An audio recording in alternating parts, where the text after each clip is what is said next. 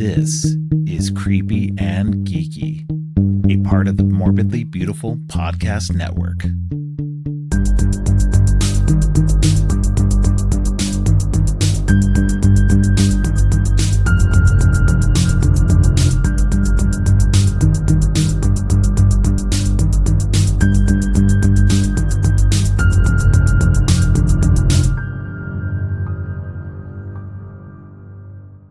Welcome to Creepy and Geeky. I'm your host, Robert, and on today's episode, we're at the conclusion of my short vampire series, and we're talking about Bram Stoker's Dracula and Interview with the Vampire. Joining me for this trip into the 90s is Violet Hammond. Violet is the managing director of a theater in New York. She's also been a guest on several other podcasts, including Frame to Frame, Pick a Disc, and Den of 10, as well as being a previous guest here. Welcome back to the show, Violet. Thank you for having me. It's always a pleasure. Yeah, it's good to have you back. Back in the creepy side of things. Yes, So, for my first time. yeah, your first time back in the creepy side. Yay! You've done a two on the geeky side. Two Marvels. We finally found something for you to do on the creepy side because you're not a big creepy lover. So. No, slashers I don't like, and really scary ghosty things I don't like, but vampires have always been my favorite. So vampires, That's just because vampires are just sexy. So, you know. Well, I mean, they are. That's just the way it is. Yeah, well, we all know. I mean, that's part of the allure is that they're meant to be sexy. So speaking, you gotta attract a victim somehow. Yeah, you can't just be monsters. How are you gonna get the people to like you? Yeah. Enough to pull them into your web. Catch more flies with honey than vinegar. Right.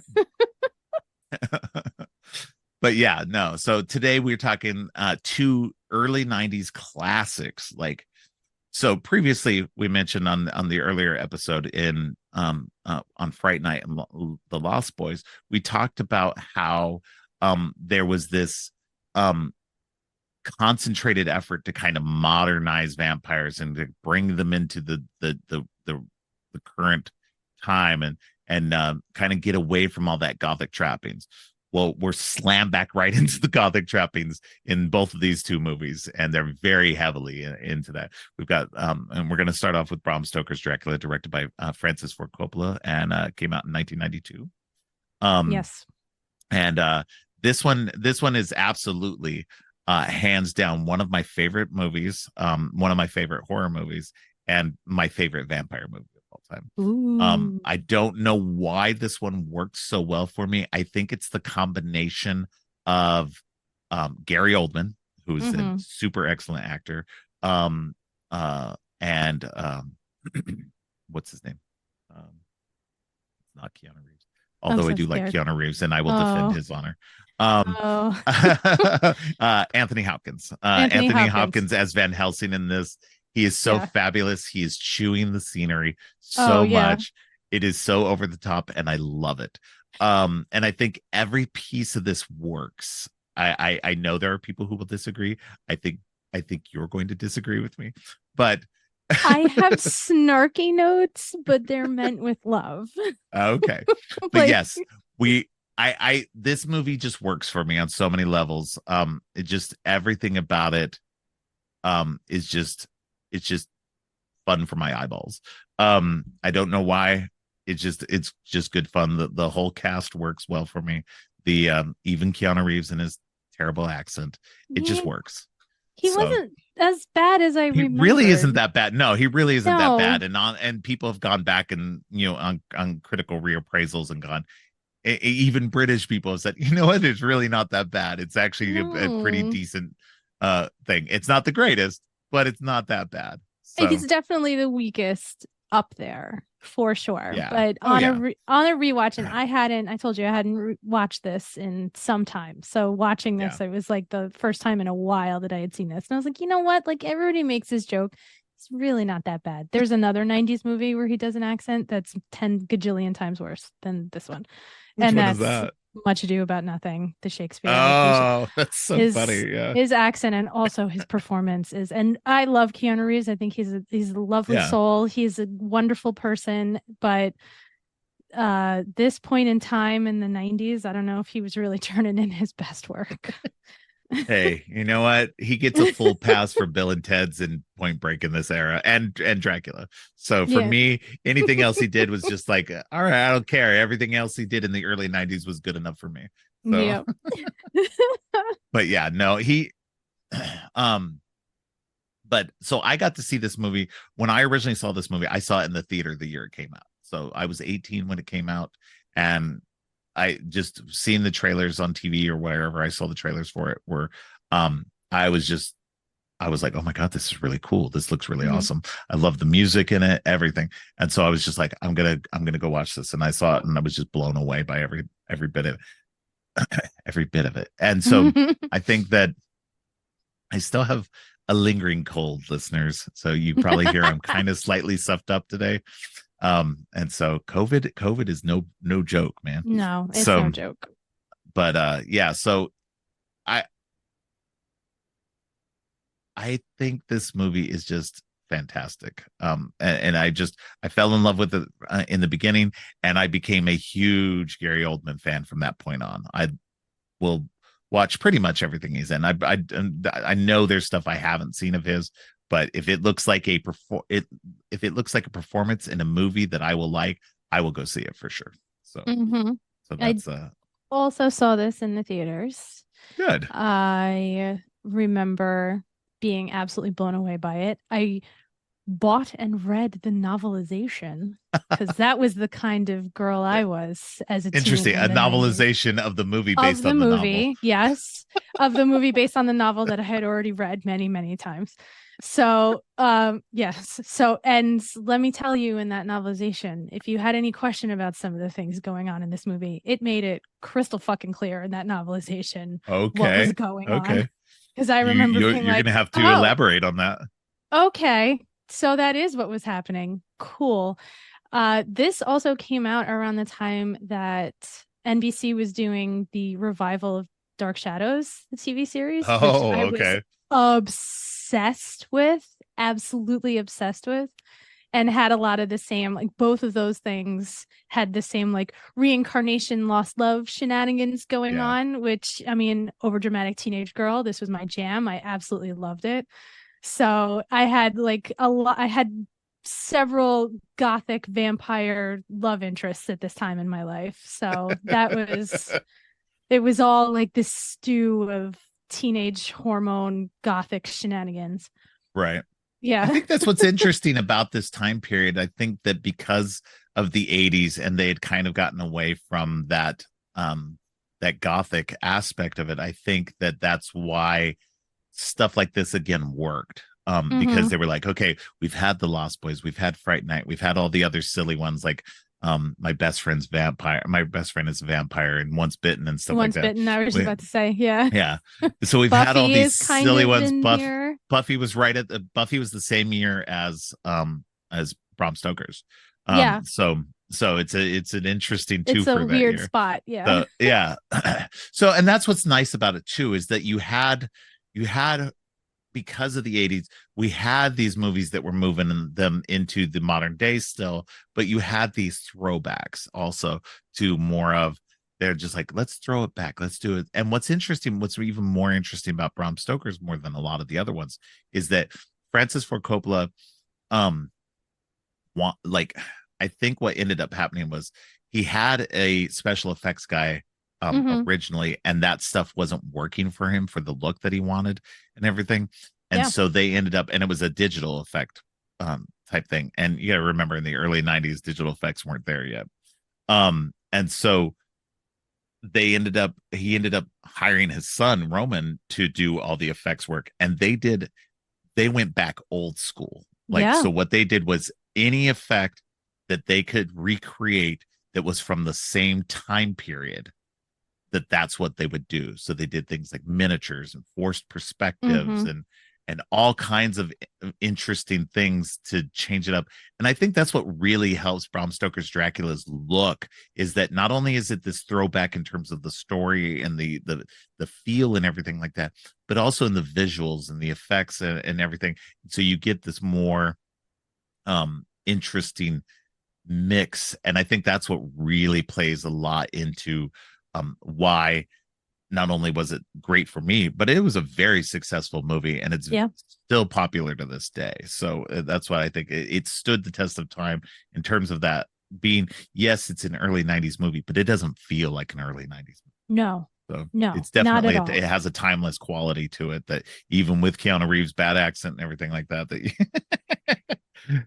poor guy. But yeah, no, I mean, that is definitely, I don't know if charm is the right word, but it definitely has that charm of the old fashioned camera techniques, how everything was in camera except for, I saw the blue flame when they're on their way to the castle is the only digital effect in the movie.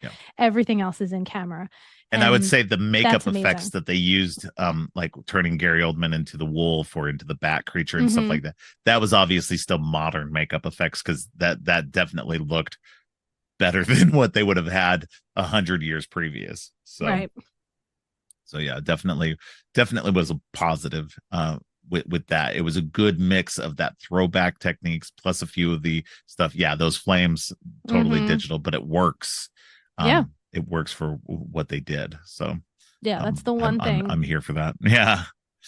So so it's this is probably like, so I will admit I'm not a huge Francis Ford Coppola fan in general. I've seen a few of his movies, but generally speaking, I haven't watched that many. I've seen all the Godfathers. I think they're okay. I think they're good. I think they're fantastic for what they are. I wouldn't say I'm a huge enough fan of them to be like, oh my God, they're masterpieces. I'll let that be to other people. It's fine. Whatever. No, they're not my favorites. And also they were ruined for me by the time I saw it. Because they had already been, they'd already been joked and referenced, and it was, it was such a part of the culture that by the time I actually sat and watched the movie, I'm like, not only do I know everything that's going to happen, I know why this is funny in other movies. So it's like, okay, I mean, not to say that it's obviously an amazing movie, but they're not. Those are not movies. I'm going to watch Goodfellas before I watch a Godfather. Yeah, for sure. Well, and I think that's there movies like that have become so embedded in the pop culture that they're referenced constantly, like Star Wars. It's kind of hard to, if you haven't seen them, that once you go back and try to watch them, that all the lines that people cherry pick out of them and all the things that they talk about and everything, you're just kind of like, okay, so I already have seen this movie, maybe, even though you haven't, but you've seen enough of it or heard enough about it that you can do that. So yeah, no, I totally understand that. And I think that's probably why I'm not as big into kind of that, like those movies, The Shining, some of these other the classics of the genre and stuff like that because I came to them much later and I'd already seen a whole bunch of stuff that, or it was referenced ad nauseum, that you get to that point and you're just like, okay, this is not as interesting as I would hope it was. But and that's what's frustrating about sometimes gaining that pop culture significance. So but that is kind of what's nice about Dracula, is that it's not, at least this version of Dracula, is that this one takes different things. It like, and that's what's fun about this movie too, is it takes everything you knew about Dracula and just kind of takes it in a different direction. It's the familiar same story. Like I went back and watched the original 1931 Dracula after I'd seen this one.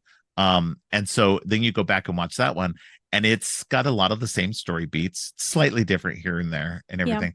But it's very similar in everything. And so you already kind of know the story. But absolutely. It feels, when going back and watching the 1931 version, it feels not so good after having watched Bram Stoker's Dracula, which is more like epic in so many ways, that watching the original 31 version, it just feels so stage play.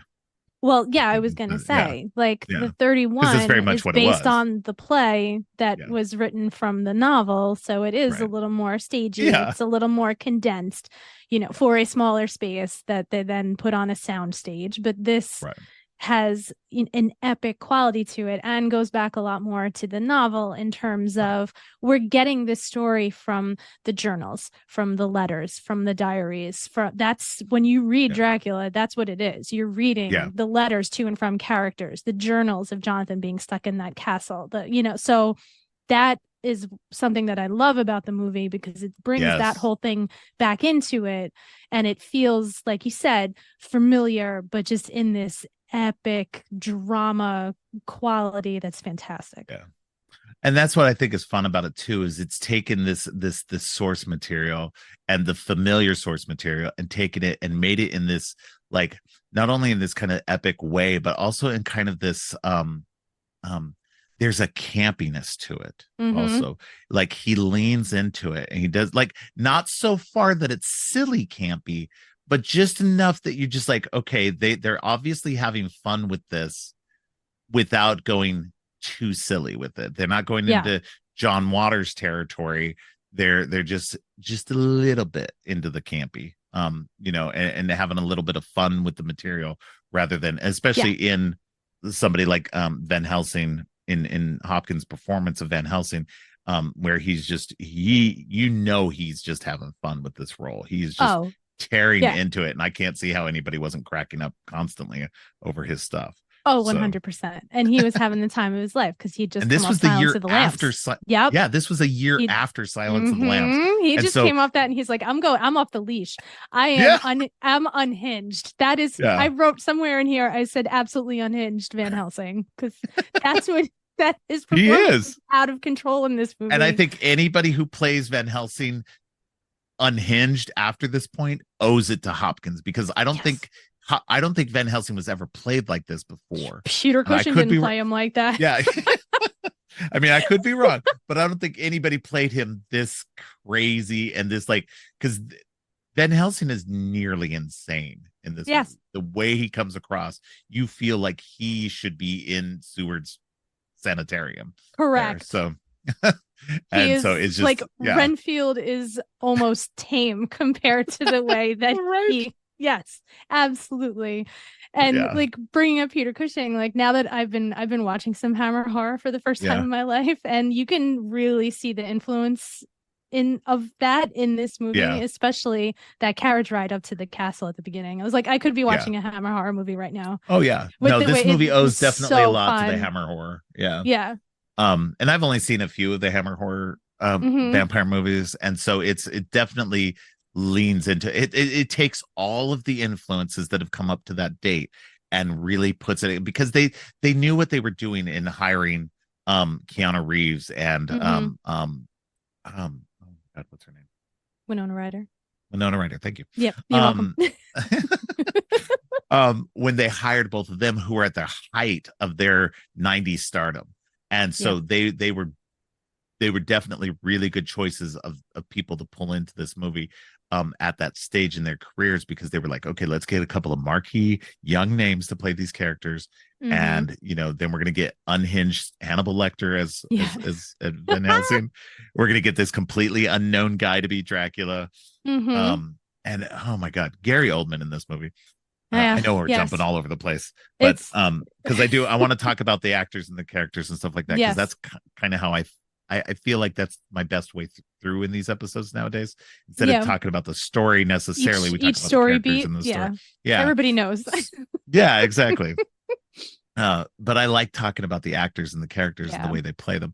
But Gary Oldman, he's so good in this movie. Like, he the good thing about Gary Oldman is that he embodies a role. He takes over that role. And he's not, as far as I know, he's not a method actor. He's just an actor. He doesn't he doesn't have to be Dracula every step of the moment. He's just that good of an actor that you can believe he is that character without being an a-hole about it, and and Mm-hmm. just going full method, like, people like Jared Leto and stuff like that. Ugh. Um, Yes. yeah. Like, I don't understand that, like, just being a jerk the whole time. Oh, Yeah. you can only Well, call it's me just by my character name. yeah, no, it's just an Um, excuse. Well, there's people who do yeah, it correctly, like Daniel yeah. Day-Lewis, and then there's certain people who say that their method But is an even then, excuse I to would be say an Daniel Day asshole. Lewis is still a little much in it as well.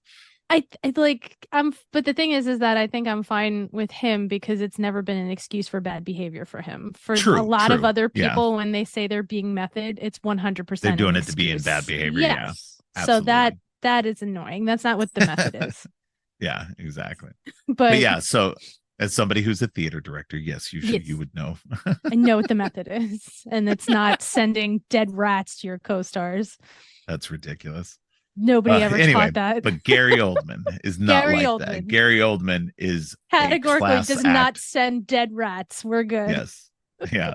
No, he is a class act all the way and has been and is one of the most fantastic actors of this generation. Mm-hmm. He's so good at what he does in embodying all these roles. And you look at the stuff that he did after this, like when he's Beethoven, when he's when he embodies a character, even if it's a true life character, he is that person. And it's just like it's so good in what he does. Um, it's just I'm always blown away by his work.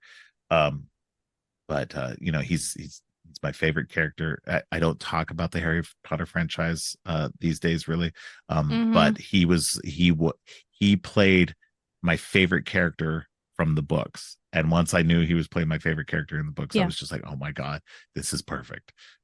Just because it's one of my favorite actors playing one of my favorite characters, and he played a That's perfect played a perfect Gordon in the Batman movies. It was yes. everything Yes. just so good. So, and it starts, and he was an actor beforehand. He was in Mm-hmm. Sid and Nancy and did a few things before this, but this is the movie that broke him out. This is the movie Yes. that brought him to the international fame that he has had since then. Exactly. And this is where everybody went, oh, this is a Yeah. good actor. Oh yeah. Um, but and he gets to play multiple versions of this character, which is Mm-hmm. fantastic. He gets to play the old man version. He gets to play the young, sexy version. And and anybody who says this guy's not sexy, look, I'm a straight man. Gary Oldman is sexy as shit in this movie. Yeah. Well, I I mean, would be pulled into his damn orbit for that shit. he's hypnotizing you. I don't know what you're talking He's about. using his powers. Yeah. Speaking of, like, how do you not hear that whole see me scene and not see Jermaine and what we do in the shadows? Because that's the first thing I thought of. Well, luckily, Speaking of luckily, I saw that movie referencing in much other, later. Yeah, yeah, I know. yeah. Speaking of referencing things in other movies, Well, every time but he said "see me" in this, I was like, Jermaine so Jermaine Clement's character in What We Do in the Shadows is is based supposed on to be Gary this. Oldman's. Yes, Yeah, yeah. So it's so his funny. whole thing is based on that. So yeah, it's so funny. No, it's that movie's hilarious. I love it. Um, but Mm, yeah, this one, literally the Gary Oldman took this role so that he could say the line, and it's such a good line. I mm. crossed oceans of Of time for time. you. Yes. Like, holy crap, that Yep. fucking that is just like that is the most romantic line ever. I don't care what you say about anything else. I crossed oceans of time for you. Like, Ugh, what the to hell, find man? you. Yeah, to find you. Ugh. Um, like, man, that is like so good. Um, and like the I like that as much as Mina is taken in, obviously she's mesmerized by him and Mm-hmm. everything like Mm-hmm. that. She has also fallen in love with him. There's something about him that transcends the mesmerism of all of it and everything like that. Um, that there's something in him that she sees that connection.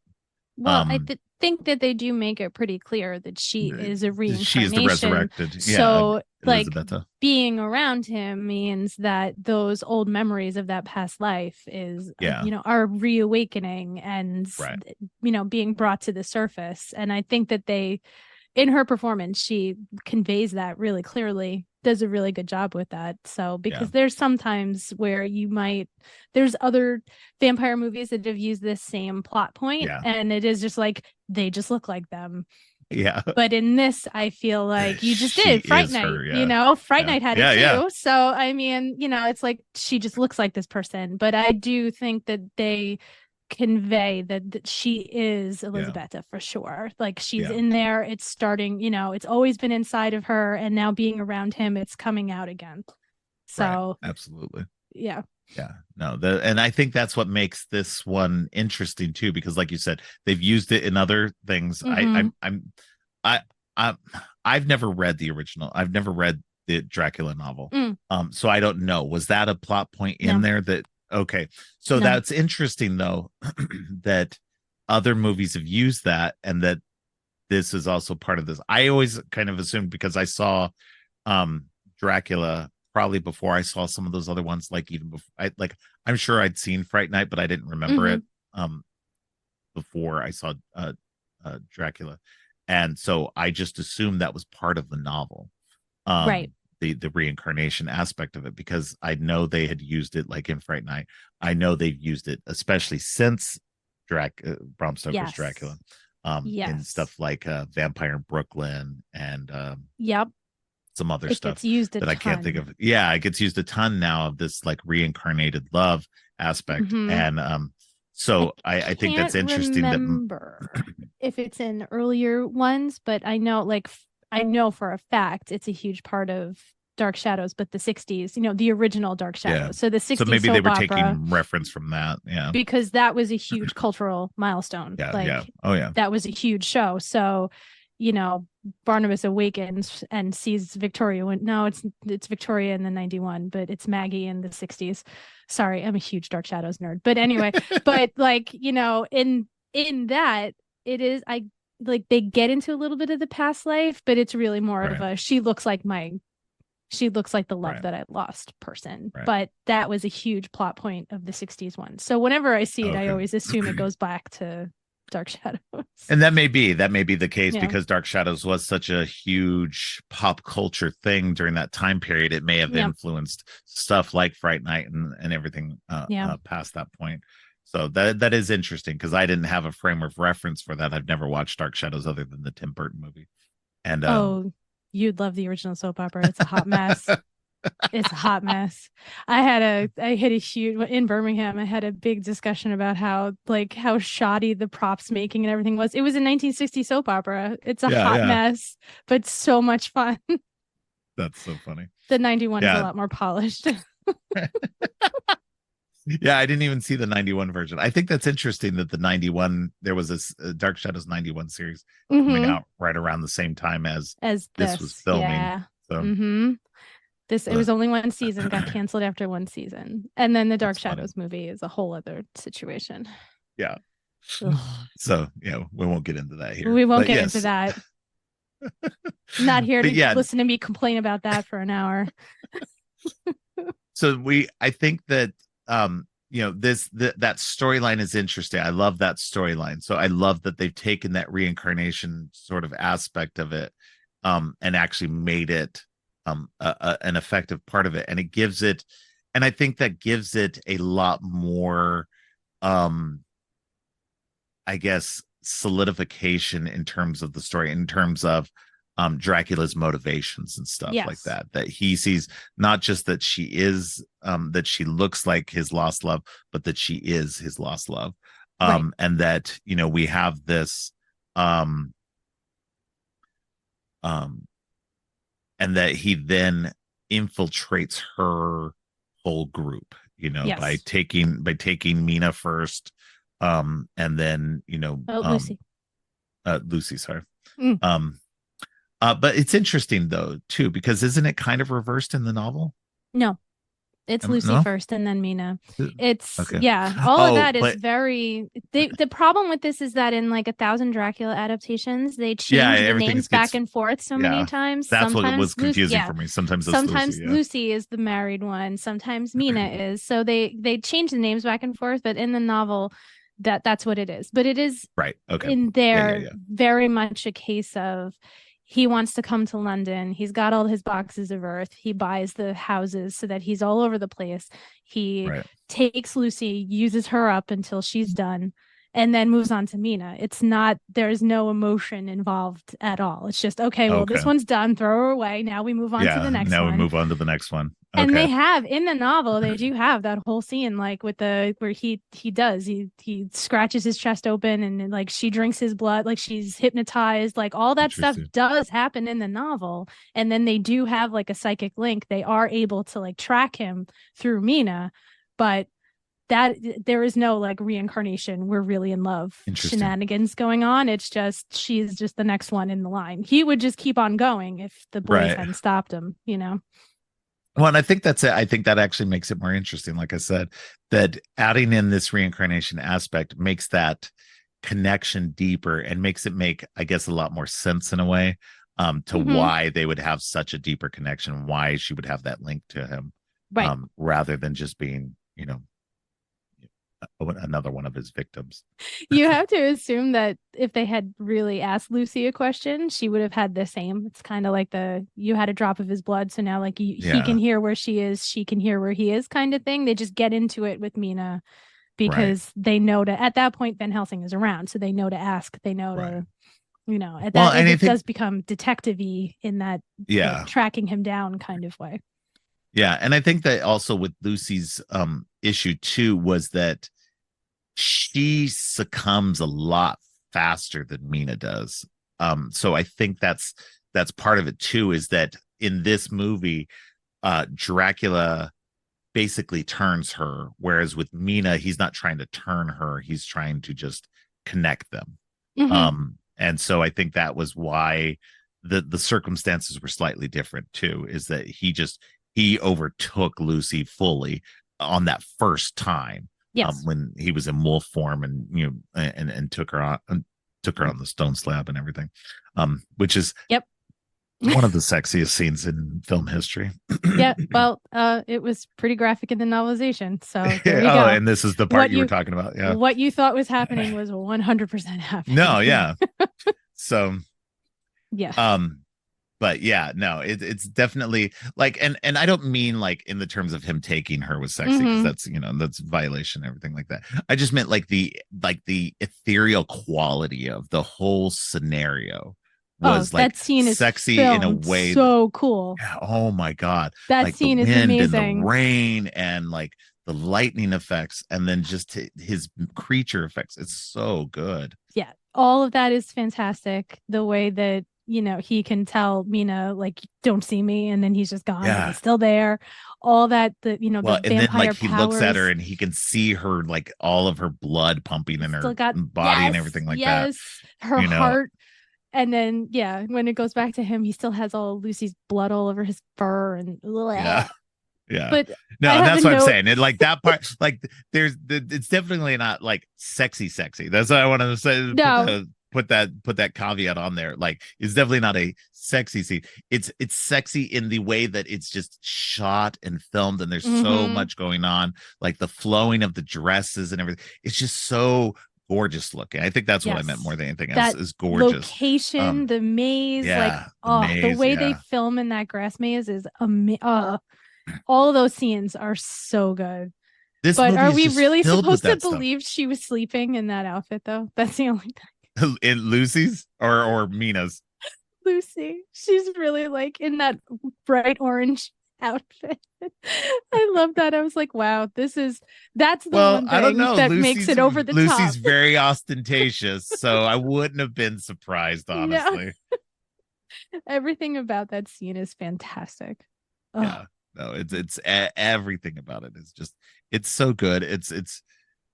This movie's filled with stuff like that, filled with scenes like that. Just it's like, it's kind of hard to, like, as much as I said I wasn't going to talk about the scenes in the movies and stuff like that, you kind of have to, because everything, like the trip through the mountains that Jonathan takes to get to Dracula is just gorgeous.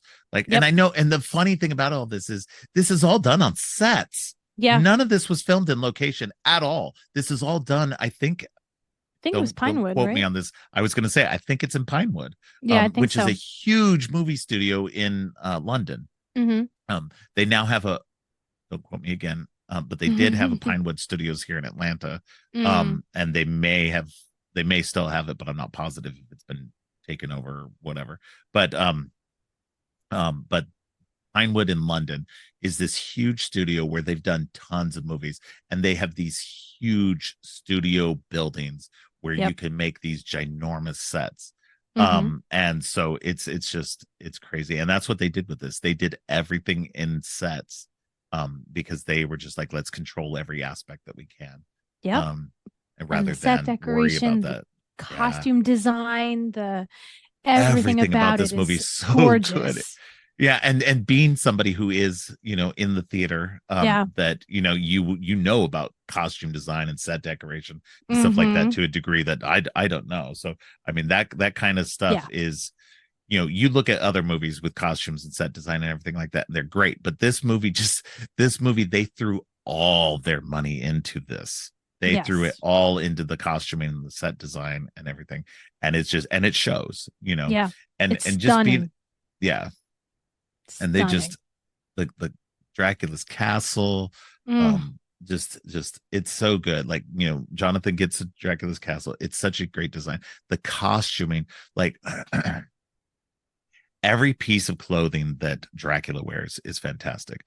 From that blood red weird ass armor that he wears in the In beginning, the beginning. which is so great. Like, no, I'm sure that armor is based in some kind of history, but like I'd never seen anything. I don't think anybody had seen much of something like that before in the normal, and like the outside world, Mm-hmm. outside of history.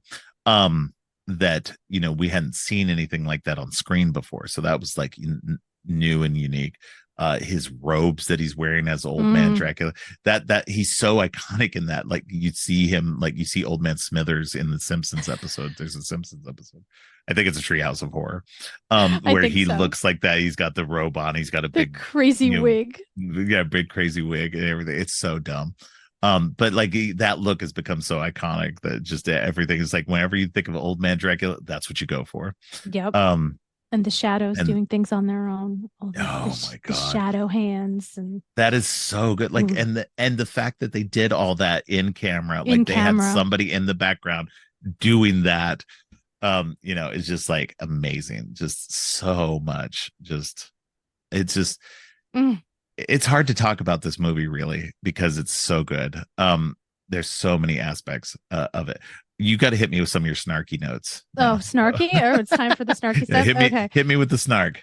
Uh, all right. Let me see. The most hand wavy thing that happens in this movie is the Okay. vampires can be out during the day narration. I think that I think I laughed out loud.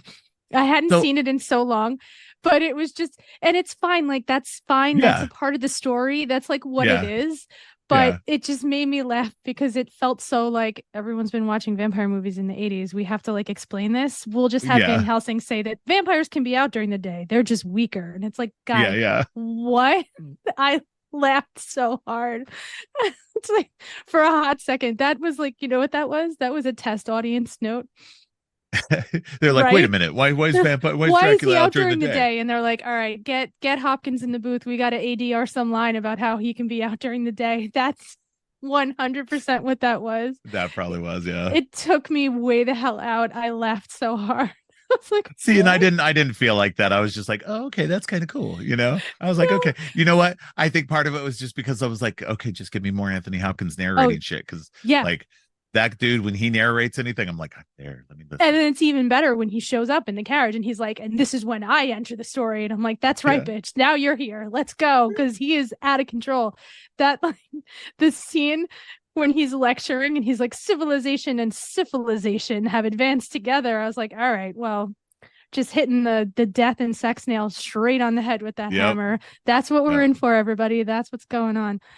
Yeah, that scene is fantastic. And everybody, it's like Young Frankenstein when they're having like, and everybody claps. They're like, oh yes, Van Helsing, you genius. All those guys sitting there in their lab coats listening to him lecture Yeah. like an absolute lunatic. Oh yeah, no, and he is like that's what's crazy. He may only be a visiting lecturer. I don't know, but I Yeah. think he's probably a professor there at that school. And it's Oh just like God. everybody's just like, oh, we got to take Van Helsing's class. Jesus Christ, Oh this guy's man. nuts. He's psycho. Because he's got to be nuts at that time period too, because he's doing stuff that's experimental. and stuff Yes. like that. That's beyond, and this is saying a lot because in the 1890s, early 1900s and shit, and I mean, even today, we're doing a lot of experimental work, but they were doing a lot of experimental stuff because they didn't know anything for a long, like a long time. They were doing barbaric shit.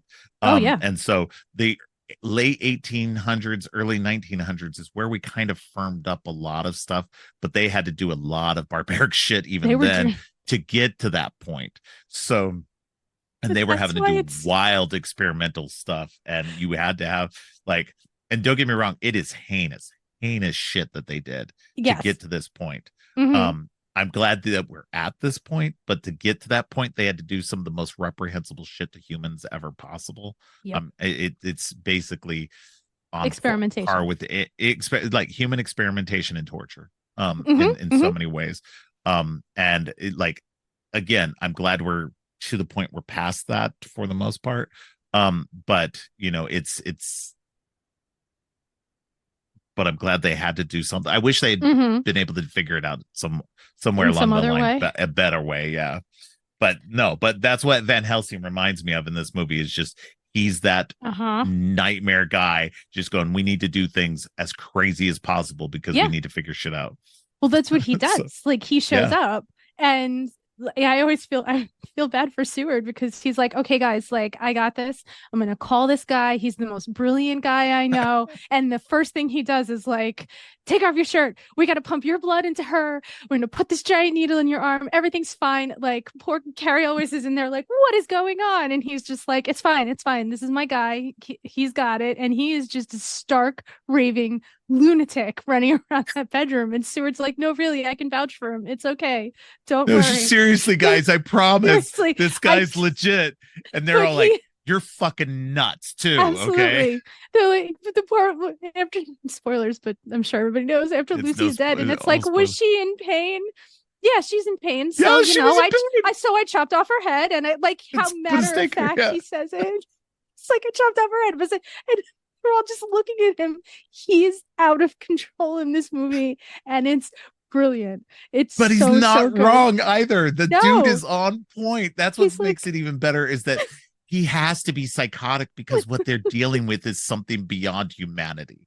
Yes. And so, like, you need somebody like him because everybody else is just like waving it away, going, no, that can't be possible. What's going on? He's like, no, this is exactly what's going on. You all need to step up and do what I say. And for their sake, they do. Yeah. Well, yeah, because after the top tier crypt scene, that's my favorite scene in the whole movie. The crypt scene's amazing. Sadie Frost is the MVP of this movie, in my opinion. Oh, good. She's so good in this movie. Poor little child too. Oh my God. And she just drops like a rock. She like does. Just boom. Boom. But yeah, the creepy wedding dress and all the candles coming on at the same time. The way they filmed her getting out of it and then played it backwards, so it looks so creepy when she climbs into the crypt. All of that is just perfect. That whole scene is amazing. I love it. Yeah, you know. And then we got Rocketeer and Wesley and old Loki to the rescue coming on in. Yes. Oh my God, great. My favorite trio of all time. And it's such fantastic. A weird fucking bunch of people too. It's like the weirdest grouping. You got the American cowboy, you got the British Lord, and this guy who runs an asylum. Yeah. There's no explanation in the book for why they're friends either. I feel like if they're not friends. They're not friends. They're all united about Lucy. They were all suitors. Lucy. No, they were friends. Yeah.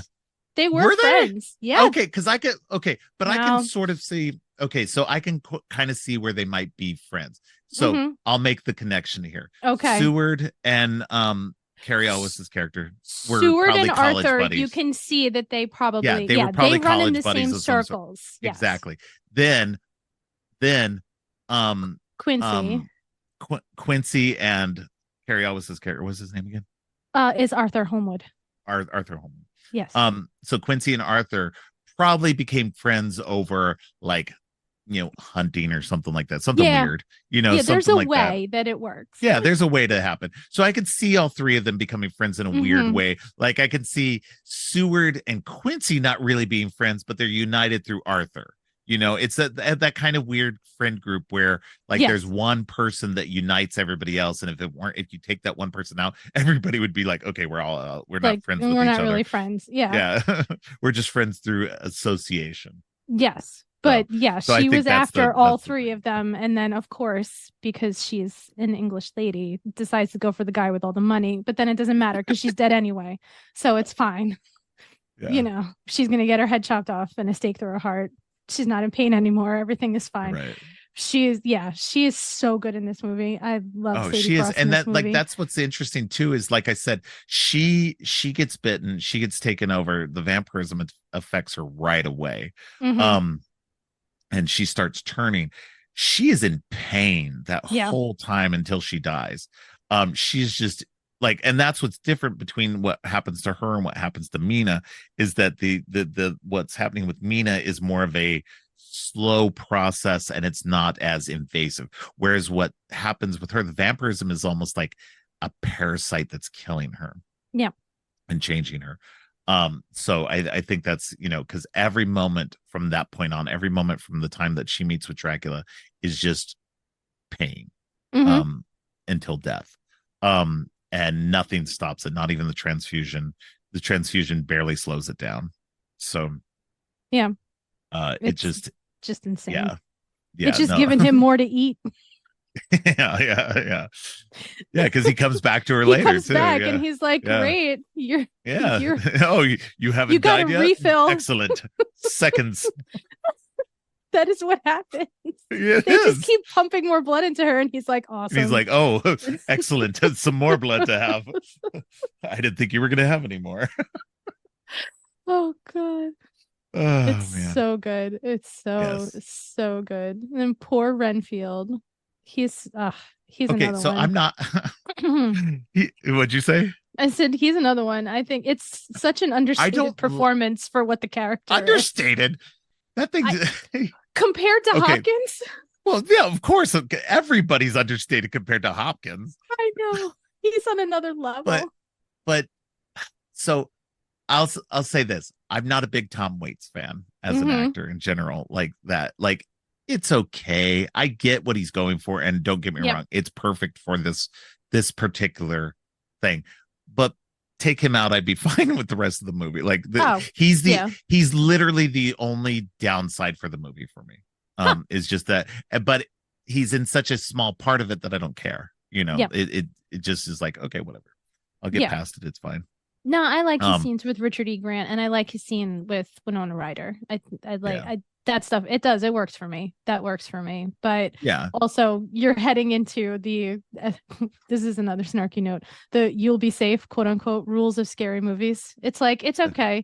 We're gonna go rip his house apart, but you're gonna be fine in this room all by yourself. Put on a nightgown and go to bed. It'll all be okay.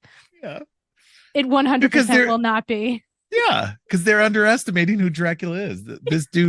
This dude, and this is what I think is fun about this movie too. It actually shows that he can change into mist, change Yeah. into like rats. The He rats. could just the rat scene is insane, man. Oh, the shape That's shifting like, is great. yeah, it's so good. It's like just shows the power of Dracula, like Mm-hmm. in a way that no movie had really done before. Yeah. Um, that it just and it opened the door for every Dracula movie that came afterward, every vampire movie that came afterward.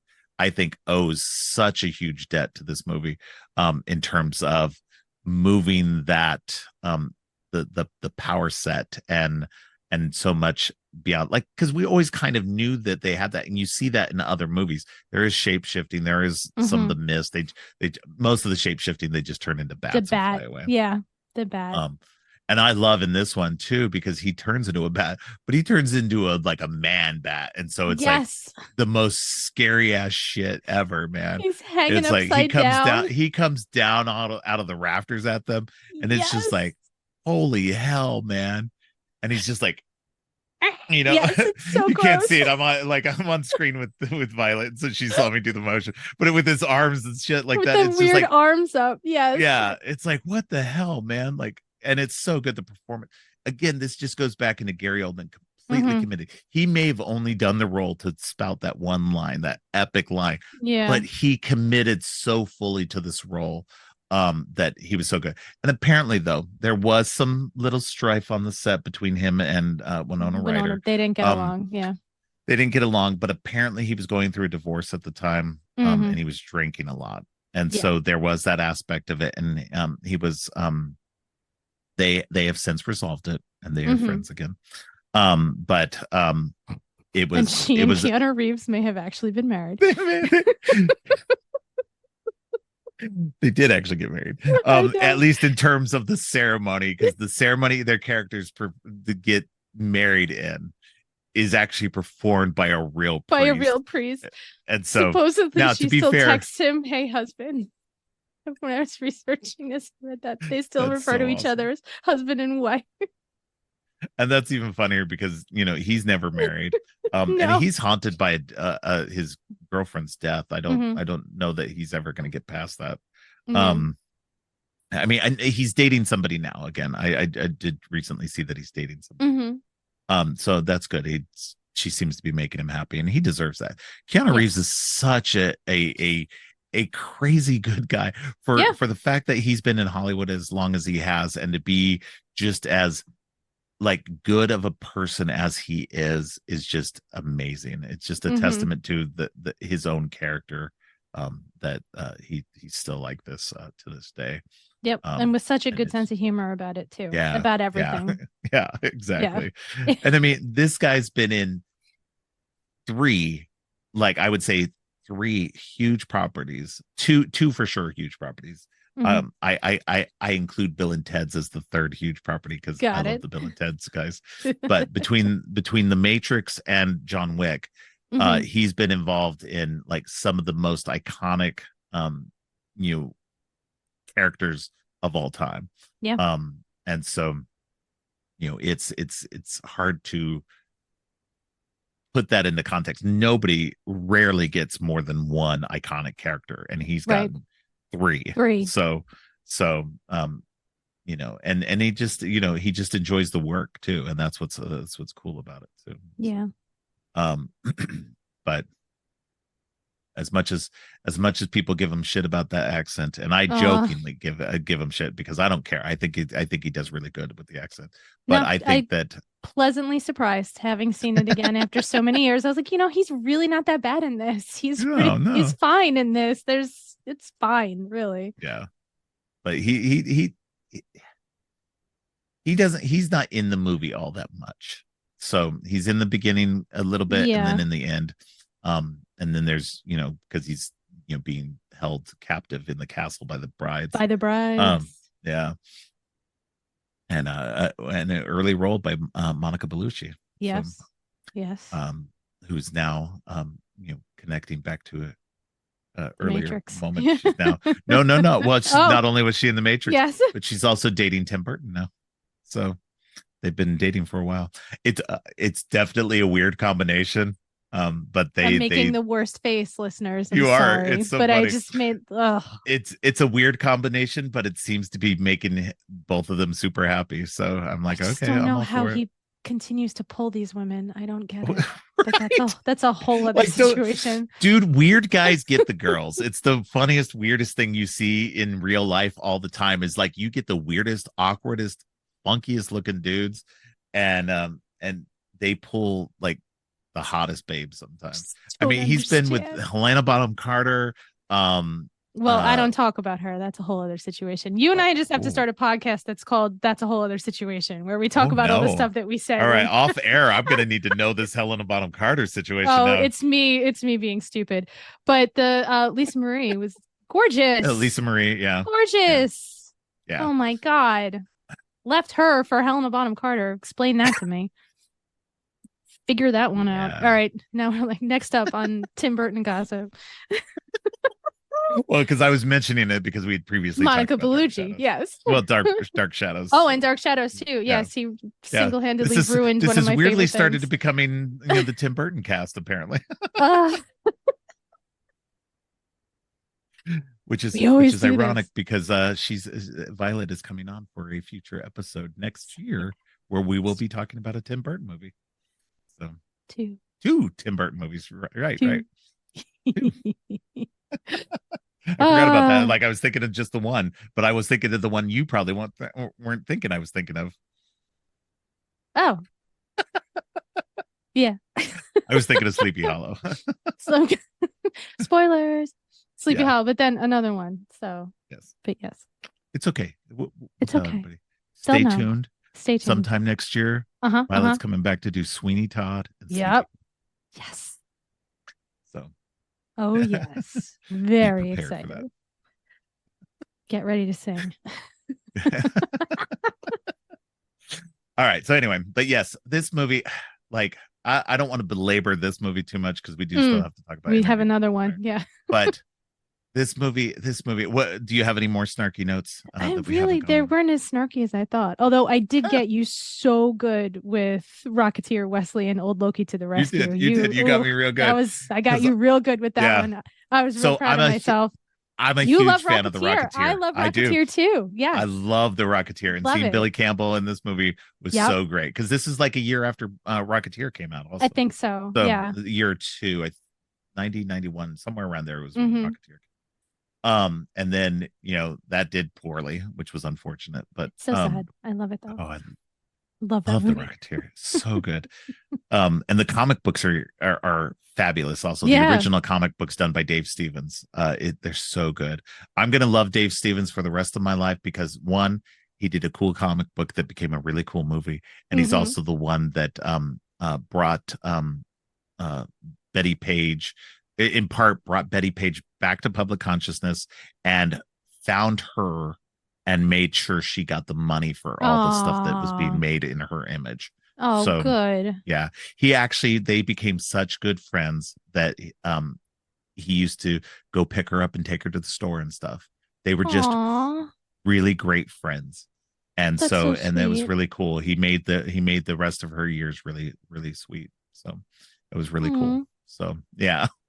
That's so nice. If anybody wants to know story. the story about all that, there's a really great documentary called Betty Page Reveals All. So that's really cool.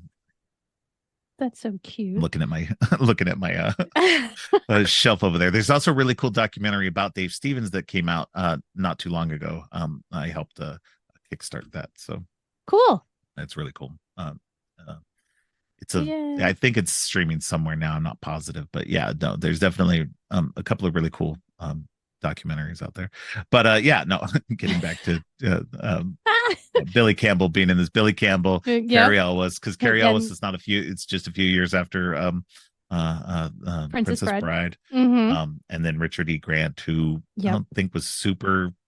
I mean, he was mostly sure he was well known in British stuff. Yeah, a lot of TV and stuff. Yeah. He's actually I just saw him play a bad guy in Doctor Who, so on my big long watch a couple of times. But yeah, no, everybody's so good in this movie. It's well cast, it's well directed, well written. Everything is just so good in this movie. Gorgeous. And it's just so good looking. Every character's on point. It's just it's if you have not seen Bram Stoker's, and the music's so good in this. Yes. It's everything is so good. If you have not seen Bram Stoker's Dracula and you like vampire movies, what are you doing? You should have already seen this. I know. This is a formative experience. Yeah, this is formative. I went on Angel Krause's YouTube channel early on in my podcasting career. And she had me on for 5 influential horror movies, and this was one of my 5 because this is one of those movies that has just affected me so much that it's foundational in terms of my horror love. So, but yeah, no, it's go see it, go check it out. It should be available streaming anywhere. If not, get the 4K. It's really good. Oh, yeah, I got it on Amazon, and it's got check out the 4K has like all the cool special features and everything too, including commentaries and everything. So I miss commentaries. Yeah, that's why I get the discs. That's why I Yeah. make sure I buy discs, is because you don't get, once in a while they'll put them on special features on the digital storefronts and Yeah. such. Because I'm a big believer in Voodoo, at least in terms of digital storefronts. Like, don't get me wrong, don't trust these guys to keep your shit. We just Yeah. had what is it? Sony just had this happen on the PlayStation, is that they've had to remove some Warner Brothers Discovery content because they're no longer doing the license through them or something like that. So So some annoying. stuff that people have bought through them is now gone. It's now gone. And you Yeah. have to know going into this, even with Voodoo, that what you're paying for is a temporary Yeah. thing. It's like a Yeah, short-term potentially temporary. license. If Yeah. Voodoo ever goes out of business, I'm screwed. I've got over 600 movies in there. Ugh. So, so because I will buy a bunch just on there that I don't have physically, because I don't necessarily need everything to be physical. Yeah. And so, but the stuff I really want, I get physical, and I make sure that I have the discs. And that's why I've been upgrading to 4K, because 4K is pretty much future proof at this point. There's not going to be anything better than 4K. Right. People talking about 8K coming out, but my eyes can't tell that big of a difference between 4K and Blu-ray anyway. So, Yeah. I but can't. yeah. So I'm just like, okay, I'm getting the 4Ks. We'll upgrade. We'll make sure it's future proof for the rest of my life anyway. And we'll see how things go. But yeah, no, definitely a big Yes. believer in physical media. So get And if you see like this if it, you have buy it on not. physical. Yes, yes. See this if you have not. See this But if you yeah. have not. Oh. So let's go ahead and move on to 1994's Mm. Interview with the Vampire. Oh A very yes. gothic, very, I wouldn't say romantic, but very, like, not romantic in terms of love, but kind of that romantic feel to it. It's got Oh, that um gothic. We're back. yeah, We're yeah, in. like, We're yeah, heavily in that heavy, gothic, heavy, like, heavy gothic. whereas like, definitely Bram Stoker's Dracula was in the gothic milieu of sorts. This one, Interview with the Vampire, is dripping in gothicness. Yes. It's like, it's a very, like, it does gothic plus. Mm-hmm. It's weird. It's like, it's really heavy into it. And it's, and that's to its strengths and to its deficits in some ways. Um it's, so I would say I'm not as big a fan of this movie as Okay. I am with Bram Stoker's. It's been probably over 20 years since I last saw it. Whoa. It's not a go-to. Yeah, it's not a go-to vampire movie. When I go, hey, I want to watch a vampire movie, what do I want to watch? So I don't own it. I had to watch it on I think it's on Max now. Yeah. So I had to watch it on there. um and so it's a good movie. I will give it that. It's a good movie. Anne Rice knows what she's doing in terms of her story, and they adapted the story well. I think the only Anne Rice novel that I've actually ever read fully was the first Mummy novel, Okay. Ramses the Damned. So, Yep. and I like I was that one. I was gonna ask. I said, okay, have you read all these? And the answer is No, no. no. Okay. I think So I started to read Interview with the Vampire at some point. I think part of the problem is that I'm not a huge lover of gothic stuff. I like, that's not necessarily true. I like gothic stuff depending on the movie and everything like that. yeah. I like gothic weird, not gothic kind of straight up, where this movie, as much as this is weird, it's still kind of more straight up gothic. Yeah, this one is. The further you Yeah. get along in that series, if you're looking for In the weird. book series. Yeah. Oh boy. Oh boy. Yeah, Yeah. I was a by first day, have it finished by midnight Anne Rice Wow. fan. I Interesting. absorbed this like as part of my personality. I read everything that woman wrote, and yeah, the first Mummy novel is great too. Yeah, that Oh, was it's definitely one of my fantastic. Yeah. favorites. Yeah. Oh, it's so good. I've read, I only just found out when researching Mhm. her and everything else around this, was that she'd written two more She did Mummy novels. But so I don't know if those were any good or not. Did you read them? probably.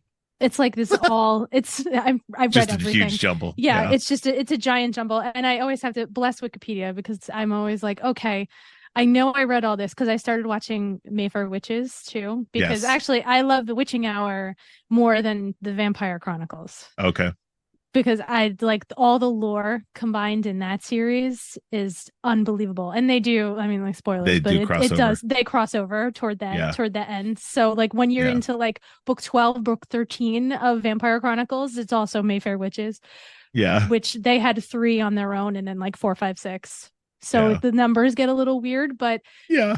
I have That's to what I like heard jump. was like the later Mayfair witch books were just combined with the Yeah. Vampire Chronicles, and Yeah. so the later Vampire Chronicles and the Mayfair witches And were just Mayfair Witches are in the same combined. books. Yeah, Yeah, they're so in the it's just same. a.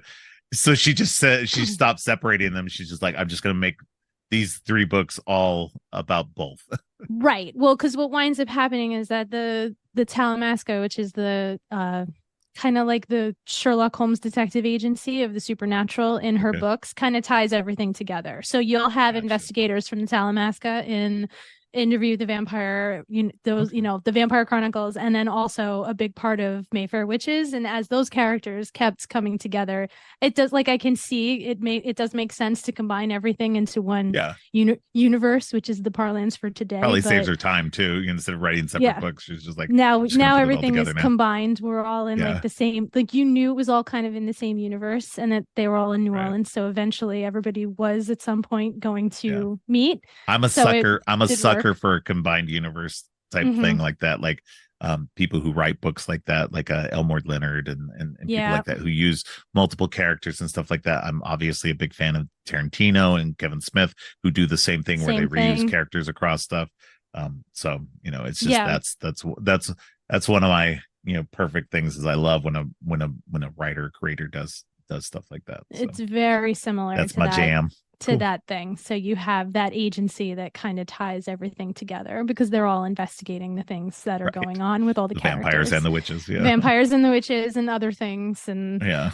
all of that stuff. But yeah, and it did, like, we're getting a little bit ahead, but on your episode in Yeah. your episode with Donna and talking about how we had these 80s vampires Yeah. and how they were in their time. Jerry Dandridge is in those 80s dad sweaters. Yeah. And, so like those movies were in their time. And then we're going to go talk about these 90s movies where we're all the way back in the 1800s and we're all Yeah. going to get back into that time frame. But I'm not going to talk. Queen of the Damned is a horrible movie, but it's a god awful movie. But in terms of these books, where Interview with the Vampire, the book came out in the late 70s, and then you had Vampire Lestat in the early 80s, and then Queen of the Damned was about mid 80s, and Yeah. Lestat was a rock star. Yeah. That's so Anne Rice did follow him from Mhm. 1700s Paris to early colonial America. Right. To then going in the ground and then waking up and saying, you know what, it'd be really awesome if this whole world worshipped me. Who are the people that get worshipped in this day and age, America, mid 1980s? Rock stars. Let's Yep. go. So he did, come into that 80s, this character that we're going to talk about did come into that 80s modern, I'm embracing this modern time, Right. doing that whole thing, which was really fun. So Yeah. it's a good No, time. I know by the mid 80s, like before this movie came out, the Vampire Lestat book was a phenomenon. Mm-hmm. That book was the book in terms of like anything like that. If you couldn't not hear it, like between Stephen King and everything, because don't get me wrong, Stephen King dominated the 80s in terms of books. Oh yeah. There was nobody you heard of more than him, but you did hear about the Vampire Lestat too, and about this rock star vampire and everything. Mm-hmm. So, and we didn't really hear much more about it unless you actually were interested enough to read it. You were reading it. Yep. Yeah. And so, when they finally said, okay, we're going to put out Interview with the Vampire, we're going to put out the first movie. It's going to be part of a whole new series. And apparently, when researching, Interview with the Vampire went through a lot of troubled hiccups to get to finally getting made. There was a lot of stops and starts, not really troubles, just stops and starts like a lot of movies do. Development hell. It was exactly. Mm-hmm. And so, it finally made it out of development hell. They got Brad Pitt and Tom Cruise to play the characters. Kirsten Dunst, it's her first big breakout role. And you got Neil Jordan directing, who had just come off The Crying Game, which was a phenomenon. It was a phenomenon. So it was like, I cannot tell you. We don't really have it in our modern society now with the internet. We don't really have the ability to keep secrets about a movie anymore. Yes. Back in the late 80s, early 90s, if something came out, even in the late 90s, because I would argue that even with the internet, because it wasn't nearly as prevalent, the ending of The Sixth Sense was able to be held for a long time. I was just about to say Sixth Sense was still a secret, and Crying Game was when I saw Crying Game, I was like, Crying Game was this one where everybody, like, they even put it into their marketing because it was in the movie theaters for a little while, and then everybody's like, oh my God. And then they turned it around and almost immediately put out more ads going, don't spoil the surprise of The Crying Game, and so, like, it's a huge thing. I'm not going to spoil it here. Like, it's a 30-plus-year-old movie. You got to go watch it. I've never seen it, but I know what the surprise is. So, you have to go in blind. Yeah. And it's a good watch. It is a good movie. Yeah. No, and I like it's not a movie I care to watch, but I would agree that based on what I've seen of it, that and I've heard of it, that it's a good movie. So but it's one of those movies that you definitely need to go in as blind as possible, or it does kind of spoil everything for you. And I think that it's the same with The Sixth Sense. If you know what the sad thing is, you kind of know about The Sixth Sense because you don't, just because it's in the original marketing that he sees dead people. That's fine. He sees dead people. But the ending twist, the thing that made M. Night Shyamalan who he is today, the twists. And I argue that his movies are great. Like, he's got a few that are stinkers. But overall, I say most of Shyamalan's movies are great. So even his even some of his lesser works are still really good in their own ways. So I enjoy most of them. Yeah. I would say for Shyamalan, there's only really 3 stinkers. 2 I haven't even seen. I have no desire to see, which are Avatar, or not Avatar, The Last Airbender, and After Earth. I have no desire to see either one of those movies. I haven't seen those either. To me. Yeah. No. And the other one that I will argue is a stinker is The Happening. So everything else I argue is actually decent. Not great. Not always great. Andy and Sean talk about The Happening, and you will cry laughing. So I argue, we're going to go off on a tangent real quick. I argue that in The Happening, everybody in that movie, the 3 main characters, Mark Wahlberg, Zooey Deschanel, and John Leguizamo, they are intentionally acting bad. Because you might argue that Mark Wahlberg is a terrible actor, and I wouldn't disagree with you for the most part, but he is a better actor than what he's doing in The Happening. And both Zooey Deschanel and John Leguizamo, at very most, are terrific actors. Are good actors, who even if you have a terrible script, you can still make something good out of that. They are acting terrible in this movie, and I think it's on purpose. So, and I think that's part of what's happening, is that I think that's Shyamalan's point, was to make them act bad on purpose. And I think it's something that people don't talk about. And I think it's something that it's just my theory. It's just my theory that they're acting bad on purpose. That is fun. Because nobody can give those lines as terribly as they do and not know they're doing it that way. So that's hysterical. Oh my God. Because the overall storyline of The Happening isn't bad. I actually think it's a good storyline. Right. Here's the twist, everybody, because it doesn't matter. Everybody hates The Happening. But the twist is that the plants are killing us. So that they're taking back the world and like creating the toxin that's killing human, or making us kill ourselves. Which is, it's dumb, don't get me wrong, but is it any dumber than some of the cheesy 70s like eco horrors and stuff like that? It's not. It wouldn't be dumb to poison ivy. Yeah, exactly. See there's a way to make anything work. And it's actually based in reality. There are some plants that can do that kind of stuff. Yes. So But anyway, Yeah. we'll get off the Shyamalan talk. This is not the Shyamalan cast or the Tim Burton Ah, cast. how did we get here? Oh, Neil Jordan in The Crying Game. Okay, so Yes, twists. Yes. So twist. this movie does not have a twist, but Neil Jordan, No. he's a good director. I would argue that, you know, he's a decent director. This movie is a good movie. I'm not going to say it's a good movie. It's not a favorite of mine, but it is a good movie. I don't remember if I saw it in the theater or if it was later, because by 94 I was 20. I was probably more poor, and I wasn't going to the theaters as much. So God, that's all I did. Saw everything. Yeah. But no, I rented videos, but you know, so I usually would see them after they hit video. So, right.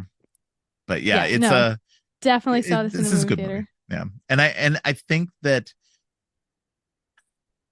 Tom Cruise is a weird choice, but he does well with the role. I think somebody else could have done a better job. But I don't know who. Yes, at that time period. I think that was part of it. You kind of needed somebody like Tom Cruise to play against type. Yeah. Sort of, because I argue that it's not that far off type, because much as Tom Cruise plays the hero, he plays an asshole hero.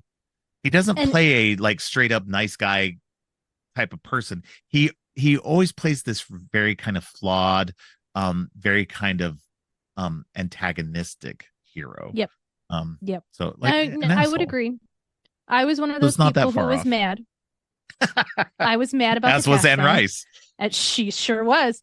I remember I was really annoyed about it. And then I saw the movie and I did change my mind. I think, you know, at the time I said, okay, no, he did great. He pulled it off. And I think if they had been able to continue making, the next movie was going to be like a combo of Vampire Lestat and Queen of the Damned. And if they had let him continue and he had gotten to be Rockstar Lestat, I think he would have been great as that character progressed. Because like, you know, spoiler alert for a novel that was published a gajillion years ago, like Vampire Lestat is very much just at least half of it is Interview with the Vampire, just Lestat's point of view. So oh really? Okay. Yeah, so it does fill in a lot of what happened. That makes sense why they needed to combine Vampire Lestat and Queen of the Damned. That was the plan, was to do that, because then you could get like, you could do what happened to him in Paris and how he grew up and became a vampire and all this stuff, and then went to America because you'd already seen Interview with the Vampire. Right. And you know, and the way the movie, you saw both of their viewpoints better than the book, which is entirely Louis's point of view, and is a bit of a slog because he is always whining. Like that is the way his character is. That is what the character is. That's why Brad Pitt was miserable filming this movie, because Tom Cruise got to go off and have all the fun because he's the fun character. Brad Pitt looks miserable. He's miserable. He looks like he is like, and reading up on this, he was miserable. He was so miserable because he's filming at nights, and this character is such a slog that he was literally so depressed during the filmmaking of this, and you can see it on screen. He hates this role. Hated it. He would never have come back if they had continued and tried to make more of these. He would never have come back. And I this get character it. is so boring. This character is so boring, and you put somebody who's sad. Like Brad Pitt, and I think Brad Pitt at this point in time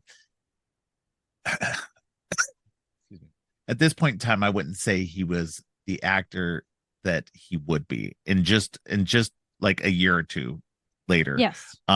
He would become an actor that I would enjoy. Because the 1-2 punch of like 12 Monkeys and Seven, those are the movies that really show you who he is as an actor. And I argue really it's 12 Monkeys that shows you that more than anything else. And because I think without 12 Monkeys, we don't get Fight Club. We don't get that version of Brad Pitt in Fight Club. I don't think Brad Pitt takes that role, but Brad Pitt's the one who made Fight Club happen. Because Brad Pitt's the one who brought the book to the producers. But coming back because I don't want to get off on another tangent. But you can. He is legitimately miserable, and that is Louis. So Louis is miserable. So you read a whole book about here's my miserable life, and then when you get into finally all the time Lestat's point of view never goes back to like there's sections of the books where the other characters will take a chapter or so, especially in Queen of the Damned. It's very because of the broad story of how many like, you know, Lestat, but it never goes back to Louis. Lestat is off with Akasha, and like, you know, and then you see, you know, Jessie is a Talamasca agent, and so you see her researching what's going on, you know, so like there's chapters that are from different characters' perspectives, but you barely ever hear from Louis again. That's funny. Like it because I don't and she must have recognized that in herself. Well, because she made Vampire Lestat the book, and that became such a runaway hit that she was just like. And so that's what boggles me too, is that why don't you not start with the Vampire Lestat movie instead of even focusing on Louis' thing? Because realistically, the character that everybody embraced was Lestat. Yes. And that's what you should have started with to get into it. Don't get me wrong. Interview with the Vampire blew up. It is it was a successful movie. It is a critically acclaimed movie. Everybody loves this movie. It's one of those movies, and like I said, it may not be for me, but I can admit it's a good movie. You know, and so it's a good movie. It's another one that looks gorgeous. Yeah, it looks great. And I argue the best person in this movie is Kirsten Dunst. Yes. She is, for her age, she was what, 11 or 12 when she filmed this? She was cast when she was 10. So between like 11 and 12. Yes, her performance is extraordinary. Oh, it is nightmarish how good she is in this movie. Yeah. She is an 11 to 12-year-old who looks and sounds like she's an adult on the inside. Yeah.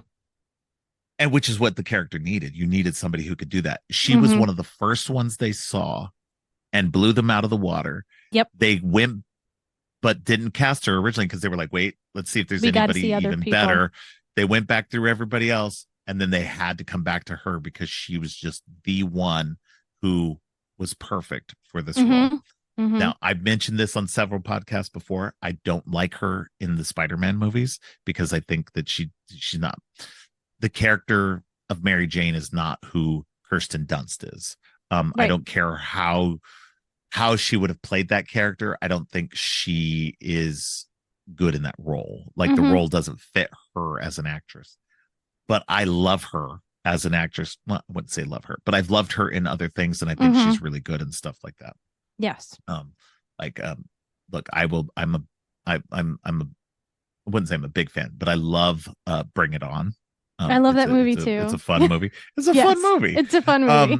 Yeah, and she's great in it. Yeah, she's great in that. You know, she's so good in that. And there's other movies that she's been in that I'm not thinking of at the moment that she's been great in, and you can see that talent has been there all along, and it starts here in Interview with the Vampire. Yes, and it's like one of the best performances by a child that I've ever seen. It is so good. She is so, like, both Brad Pitt and Tom Cruise, who are both, you know, seasoned actors by that point, don't hold a candle to her. She is like, and there's arguably even other people in here. You've got Antonio Banderas in one of his early roles. You have too old for this character. Oh, really? Interesting. So he played Armand is about 17. Oh, Armand, Armand's about 17. Yeah. So I was like, all right, he does a good job, but he's way too old. Yeah. No, but he does do a good job. Is in this. Yes, Santiago, who was previously in Neil Jordan's The Crying Game. He came over from Crying Game, but no, Santiago is just as much of a dick in this as he is in the book, so it's fine. Very accurate portrayal. It's good getting. I'm glad that you've read the novel so that you could bring in this perspective of who these characters are and everything. Yeah. So, but that's pretty much what he is. Classic antagonist. Yeah. No, everybody's doing a great job in this movie. I think it's a fun movie and everything like that. I think because it's all Louis's perspective. It's all his narration. And Brad Pitt looks so obviously uncomfortable and just depressed through the whole thing. And again, that's the character. I mean, obviously he's depressed. He's a vampire, which is. like, I'm sorry. Look, I don't want to kill anybody, but if I had the chance to become a vampire, I 100% would. like I would in a heartbeat, I would find the way to, like, even if it was just eating the animal blood. Like, yes, it's cold and doesn't taste great, but I would do that. Yeah. I would maybe go find criminals to, like, kill. That's the whole, the whole other thing, to Yep. just, violent criminals, not like, thieves or something like that. But, Vigilantism. yeah, exactly. Yes. I No, would there's a way Morbius them. around it. There's a But way yeah, around it. yeah. But So I mean, there would be ways to do that and survive and everything like that. I want more time. That's what I want. I want more time. There's always stuff I want to do that I never have time to do. If I were a vampire, I'd have plenty of time to do it. You'd have all the time. Yeah. Yeah. So yeah, that's what I've always said, is if I had the chance to become a vampire, 100% I would. Yes. Because it would just, I'd have more time. So, and I would definitely not be bored by it. Jesus Christ. Like, and don't get me wrong, he is forcefully turned. He's forced against his will to become a vampire. Well, so to an extent, he does have to make his choice. He has to make a choice. He's going to die, or he can become a vampire. So I think in that way he's forced to, because he doesn't want to die yet. But he's not ready. There's a moment that he could just be like, just let me go, because the point is that he's depressed. Because I mean, in the movie they make it wife and child, but that's not what it is in the book. They were trying to hetero it up a little bit. Yeah. So, but which doesn't work, because this film is the most. This movie is super homoerotic thing. Yes, this movie is like, this is what the books are. That's what the I was books literally are. talking to Hugh the other day. We recorded something and we were talking off air, because he was mentioning to me about the TV series. Because the TV series they're gonna is coming do up. it. They're covering it on Vampire Videos. So we were talking about it, and because I was telling him I was covering the movie.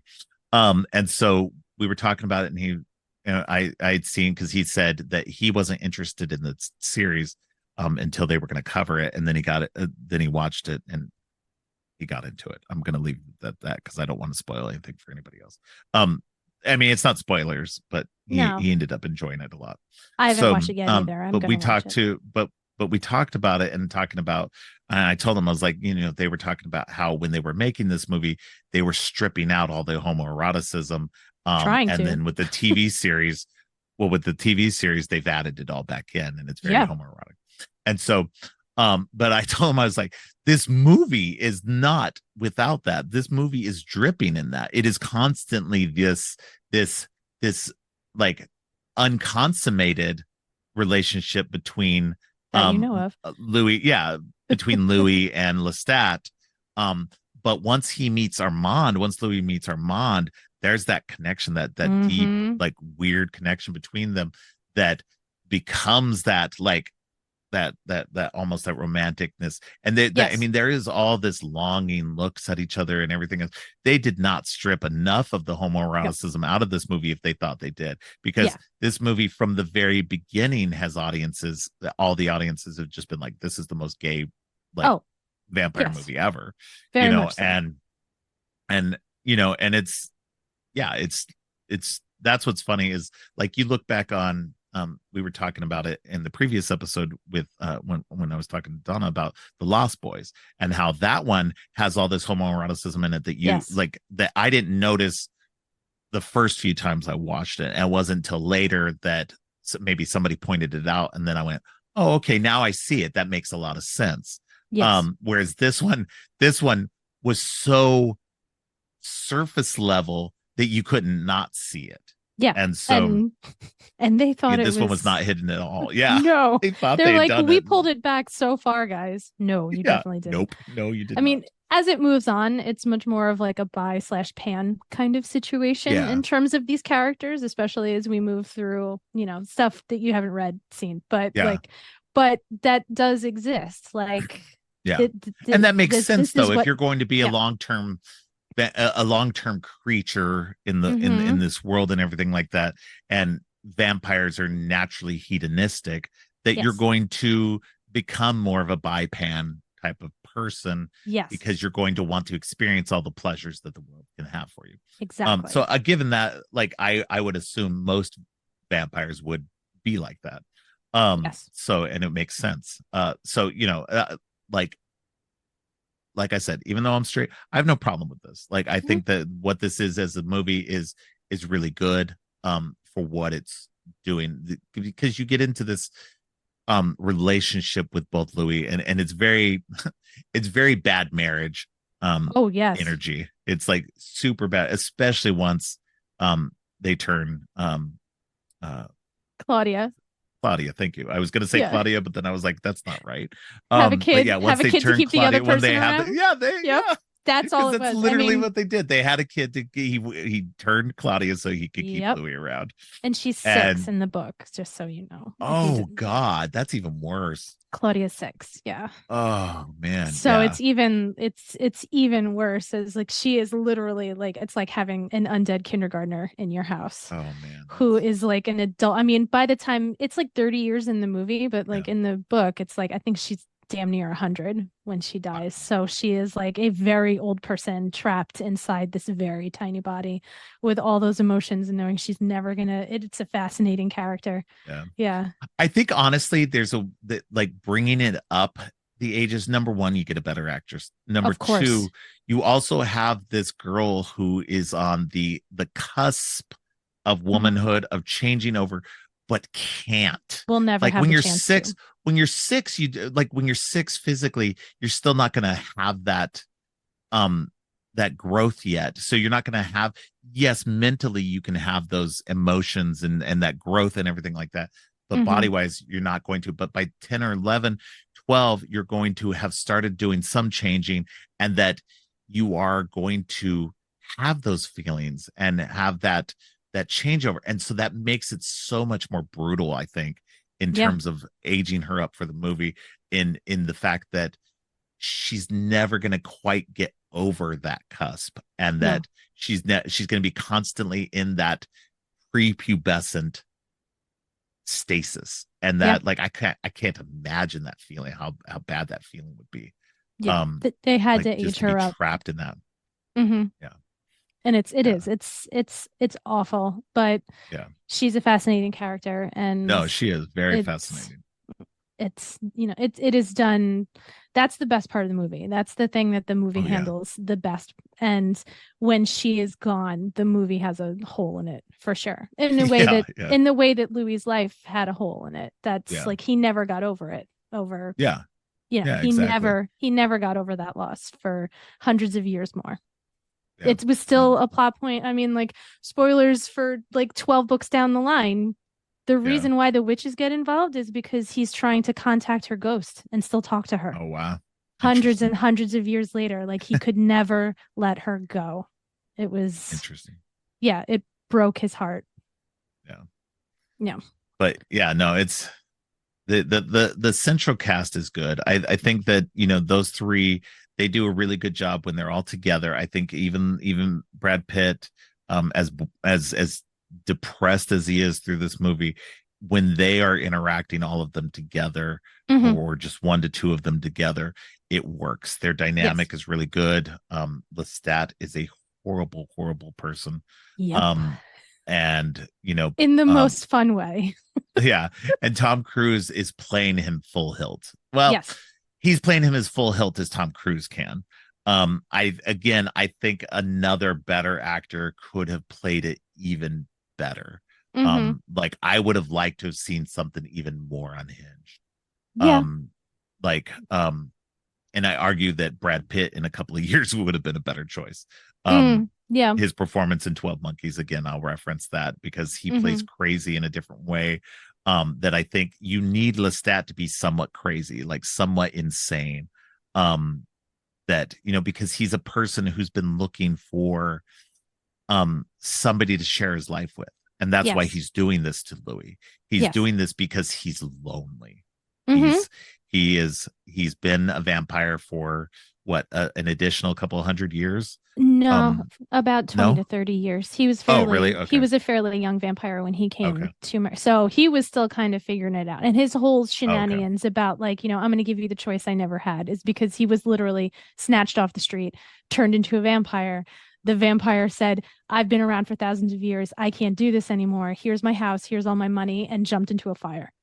Oh, okay. So he Interesting. had absolutely no frame of reference, no teacher, no person who was going to be able to help him Interesting. figure Because that's out not what to really said do. in the movie. It Not at just is all. like, You don't that's find that frustrating too. out Yeah. until Vampire Lestat. You don't Oh, know okay. that until that second book, because this is all from Because Louis's you're, point of yeah, view. Louis' So perspective. this is how he And met again, him. And this is where this movie should have yes. been Vampire Lestat from the beginning. And then you We could should have done this whole story. Yeah, Yes. you could have done this And whole story just from Lestat's perspective, and I think arguably that would have been a better movie. and It it would is have been a just more him whining. Yeah. yeah. Yeah.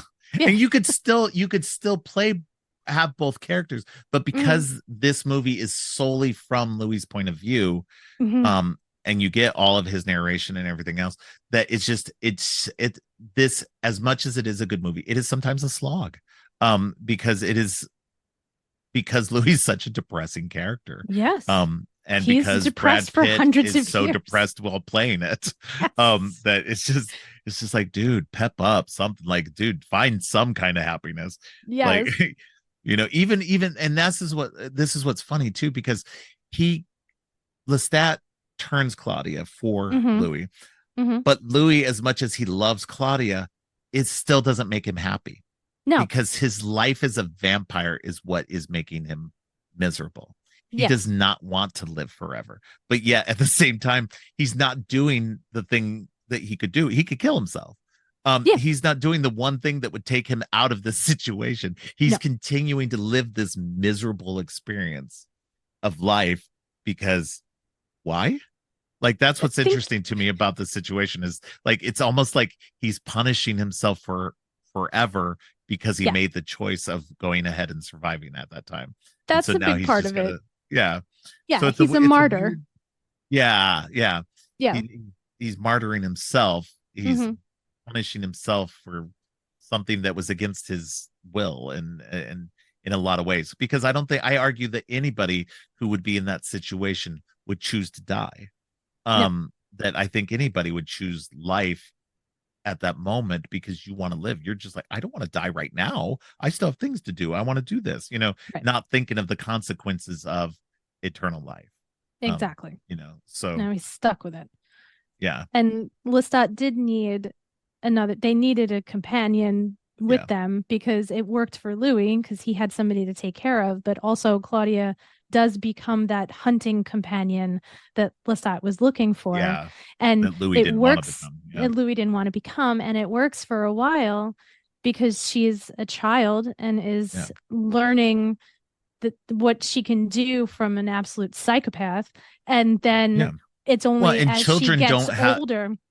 Yeah, she gets older and starts realizing, I don't want to do this. Morality hasn't been built up at that point. Yeah. Exactly. Yeah. And then the older she gets, she becomes more like Louis. And now Lestat's like, now I got two of you. Like, what do I, come on. Like, at least I had one of you on my side. Now I got two of you being all depressed and mopey all the time. Like, come on, let's go have fun.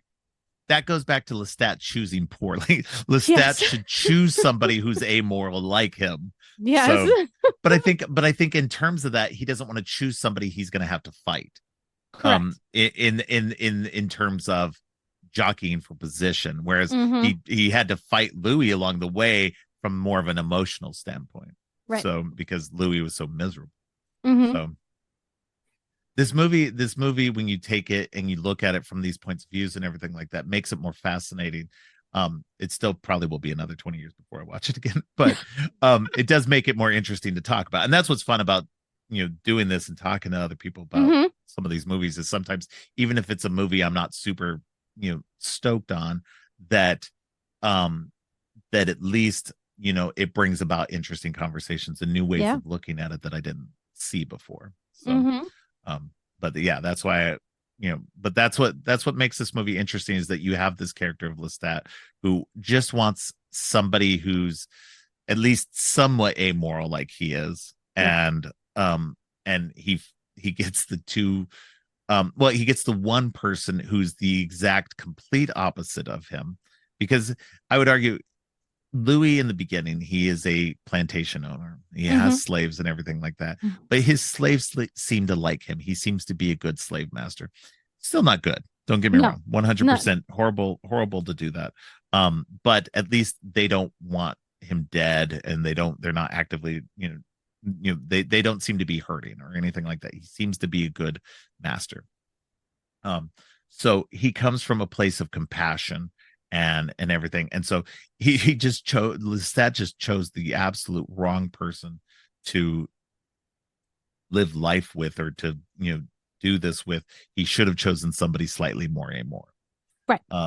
And that's a failing on his part. Of course, he just wants a companion, so he's just trying to find anybody to Yes. do this with. And he's probably been through a couple of them. At least in the 20, 30 years. Maybe not in the books, maybe it does. But Well, fun fact.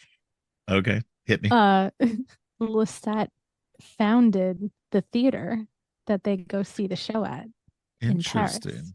Yes, he was an actor, and the first person he turns into a vampire is his mom, Gabrielle, which is yes. God. Well, he loved his mom and she loved him. Yeah, They didn't get along sense. well with anybody else in the family. And he was like, well, I got this now, Mom. I'm going to change you. And now, we can hang out. It wasn't like it wasn't an Oedipus thing. Yeah. But No. And then the next person that he changes is his best friend, who is also in that acting company. So now he's arguably, I would say these are actually better choices in a lot of ways. A friend of his and his mom who taught him. And raised him, so it makes sense in a lot of ways. So now, she sticks it out. She shows up in Vampire Lestat. Yeah, so I mean, okay. So, no, she's in Queen of the Damned. Yeah, no, well, because the thing is that it's very, I guess there's very only so human thing, and there's only so much you can take of all of these people. They all the characters tend to do this. Be like, we need a break, and they separate for long. But this is what's fascinating about this is that he sticks with Louis. Like arguably the not worst as long person. As you think, like maybe like 100 years or so, and then Claudia kills him. But here's my thing, though, is that he stuck with the others less time, though. If he was only 20 or 30 years before he met Louis, then it's just weird that he stuck out so long with Louis. I can't remember why he had to split. I feel like he has to go, and it's been so long since I read that one that I can't remember. But no, he wasn't around for hundreds of years before Louis. He was only around for a bit. They're almost contemporaries as far as when they were born, but Armand is much older. Armand is, I think, at the time you see him here about 400 or 500 maybe. And Marius, who you don't meet in this, is 2000. But Marius was who Armand was with before he went to Paris. And Marius is who is taking care of the vampire king and queen. So you see him later. Crazy world. Yes. Oh, there's a whole lot going on. There's a ton. There's so many characters. So it is. It's hard. I always have to look at it and be like, okay, who did what? Or last night I was like, who is this person's father? When I was watching the Mayfair Witch, because in that there's so much incest because they were trying to keep the witch power. So I was like, who is this? I was like, who is this? Who did what? I don't know. I have to look at it and be like, where's the family tree? I can't remember. That's been so funny. It's been 20 years since I read this book. I don't remember. But yeah, there's 1,000 characters. But yeah, that is what they do. They stay together for a certain period of time and then they separate and then they see each other again. And it's remember how great it was 200 years ago? Let's give it another go. That's kind of what winds up happening. That kind of makes sense, though, in a lot of ways. I mean, you only have a certain amount of these characters to interact with and to let them know who you are and stuff like that if you don't want to turn others. So yes. But that's the thing, though. I think I'd be turning anybody who'd be interested. I'd be like, you want to be a vampire? You want to be a vampire? Yeah. All right, let's do it. Let's have a whole coven. We're all good to go. Yeah. There's a whole bunch of us. Yeah. So I mean, obviously we wouldn't want to turn everybody. I mean, we got to have some food. You got to eat. Yeah. But so no, I think getting onto Armand real quick. Antonio Banderas. This is a really early role for him. A really early American role. Mm-hmm. And so he's fascinating in this in a way. I can see why American filmmakers were like, oh, this guy's pretty good, let's jump into. I think he'd been in Philadelphia the year before. Yes, so he'd done really good in that one. That was a really strong emotional. He plays Tom Hanks's partner, lover partner. I say husband because we live in a world now where people can be husbands and wives, but back Mm-hmm. then it wasn't. Back then, no. But it's and so him being in this, it's interesting. I love everybody's long hair in this. Mm-hmm. Everybody's just like, as a vampire, you apparently, you got to have long hair, Yeah. to start with. And I love that sequence too of Claudia. Just as an aside, where Yes. Claudia goes, she's so pissed off. She's like, I'm never going to be a grown woman. I'm going to cut all my hair off. And then it fucking grows It back and grows she's back in so 2 seconds. She Yeah. can't change. Yep. Yeah. She can't change anything. And that would be frustrating. I admit that would be frustrating as a character, like as a vampire, that if I couldn't, grow my hair out or like cut my hair, I would be frustrated for sure. So I'd just be like, I can't change that aspect of myself. Mm-hmm. This is it forever. At least if you have long hair to start with, you can put it up in a ponytail or something like that, and do something slightly different. If you went like me, where I've got my head shaved and I was stuck like this forever, I'd probably be okay. I'd probably be okay with it because I don't like my hair growing out too long anyway. But I would like to have the choice. No. But I guess that's a small price to pay for being a vampire. Mm-hmm. But again, I wouldn't want to change any children. That would just be that's horrible. Well, they're not. I mean, they're not supposed to. That is also. It's in Twilight too. It's forbidden to make one so young. So. Yeah. Well, and I think that's interesting too. The vampires have their own rules and stuff like that. But like, I would just be like, okay, whatever. I'm a vampire. I can do what I want. So, exactly. It's like, who are you to tell me what to do? Well, but obviously that is part that comes back to bite her in the butt later. So it does. It definitely does.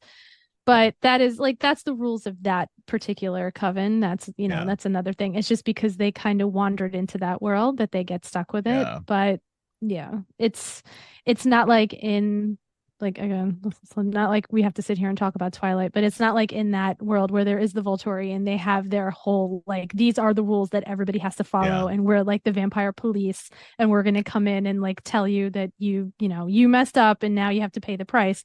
That doesn't really happen in this. Everybody's kind of off doing their own things, but in that vampire coven in Paris, in that theater, that's their rules. It's forbidden to kill another. So they're in there. They get caught up in it. They should have just left, but they didn't. In the book, they're there for months. And it's like, why? And it's because Louis hanging out with Armand. But, just leave. They're not going to follow you. Just go. But they don't. Just go. Yeah. No, because I think at that point, Louis kind of fallen for Armand and, Armand for him. And then, so they're just like, okay, something's going on here. We have a connection of some sort. Let's see where this goes. But meanwhile, Armand is like, you might want to go. You should. Yeah. Santiago is going to come up with some bad idea. And that's exactly what happens. I will admit, I love the theater thing. That how they had this whole play thing going on. It was very, very over the top. But they literally bring out a victim on stage. And the audience is just like the audience is just eating it up because they're just they don't see stuff like this. This is very at that time period. This is very risque and and stuff. And so you're seeing this, and the audience is just eating it up. The one woman's like, "Take me," and just she's a plant. You see her later in the. Oh, really? She's an audience plant. She's one of the vampires. You see her at the party scene later. Yeah, I didn't. Well, or maybe they did actually end up taking her. I've seen this movie a lot. Yeah, she's funny. A plant. No, you see the audience leaving after they kill her on stage. They can't get the fuck out of there fast enough. They're like, oh my God, this is the scariest thing I've ever seen in my life. They're all totally freaked out. Yeah. It is so gross. But I do like that aspect of it too, because as an audience member, I mean, we go into we go into horror movies. We watch these. We watch and some of us really like the gore aspects and those kills and stuff like that. But if we knew any of it was real, just for me, I personally, I love watching horror movies, and if it's gory, it's great. I love the Evil Dead movies, and they're gory as all hell. People just getting dismembered and everything. It's hilarious to me. Seeing real stuff, even just watching a surgery grosses me out so bad. Real life blood and guts and everything else like that. No, hell no, I will not watch it. We see people keep posting stuff from the stuff going on right now. I'm not going to talk about it, but the stuff that's going on right now, people keep posting stuff like this online, and I have to scroll No, by it because I I can't see that because it's too much for me. So, and I think it's an interesting thing because there are some people who can handle it, and they love horror movies, and they will be okay with real life gore and everything. And I'm like, I don't know how you do it, because that's not it for me. Like, I have to no. be like, there's a separation for me 100%, is Yeah. that I can't deal with that. So it's fascinating to see that, where those people in the audience, they definitely believe that is a fake, what's going on. There's nothing real Yes. going on in that.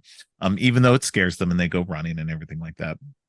But they But think it's a show. They but don't they think still think it's it's a show in yes. the end and everything. And I love that aspect of it, that that's what the vampires are doing, is they're putting it on full display. This is who we are. We're killing somebody on stage, Mm-hmm.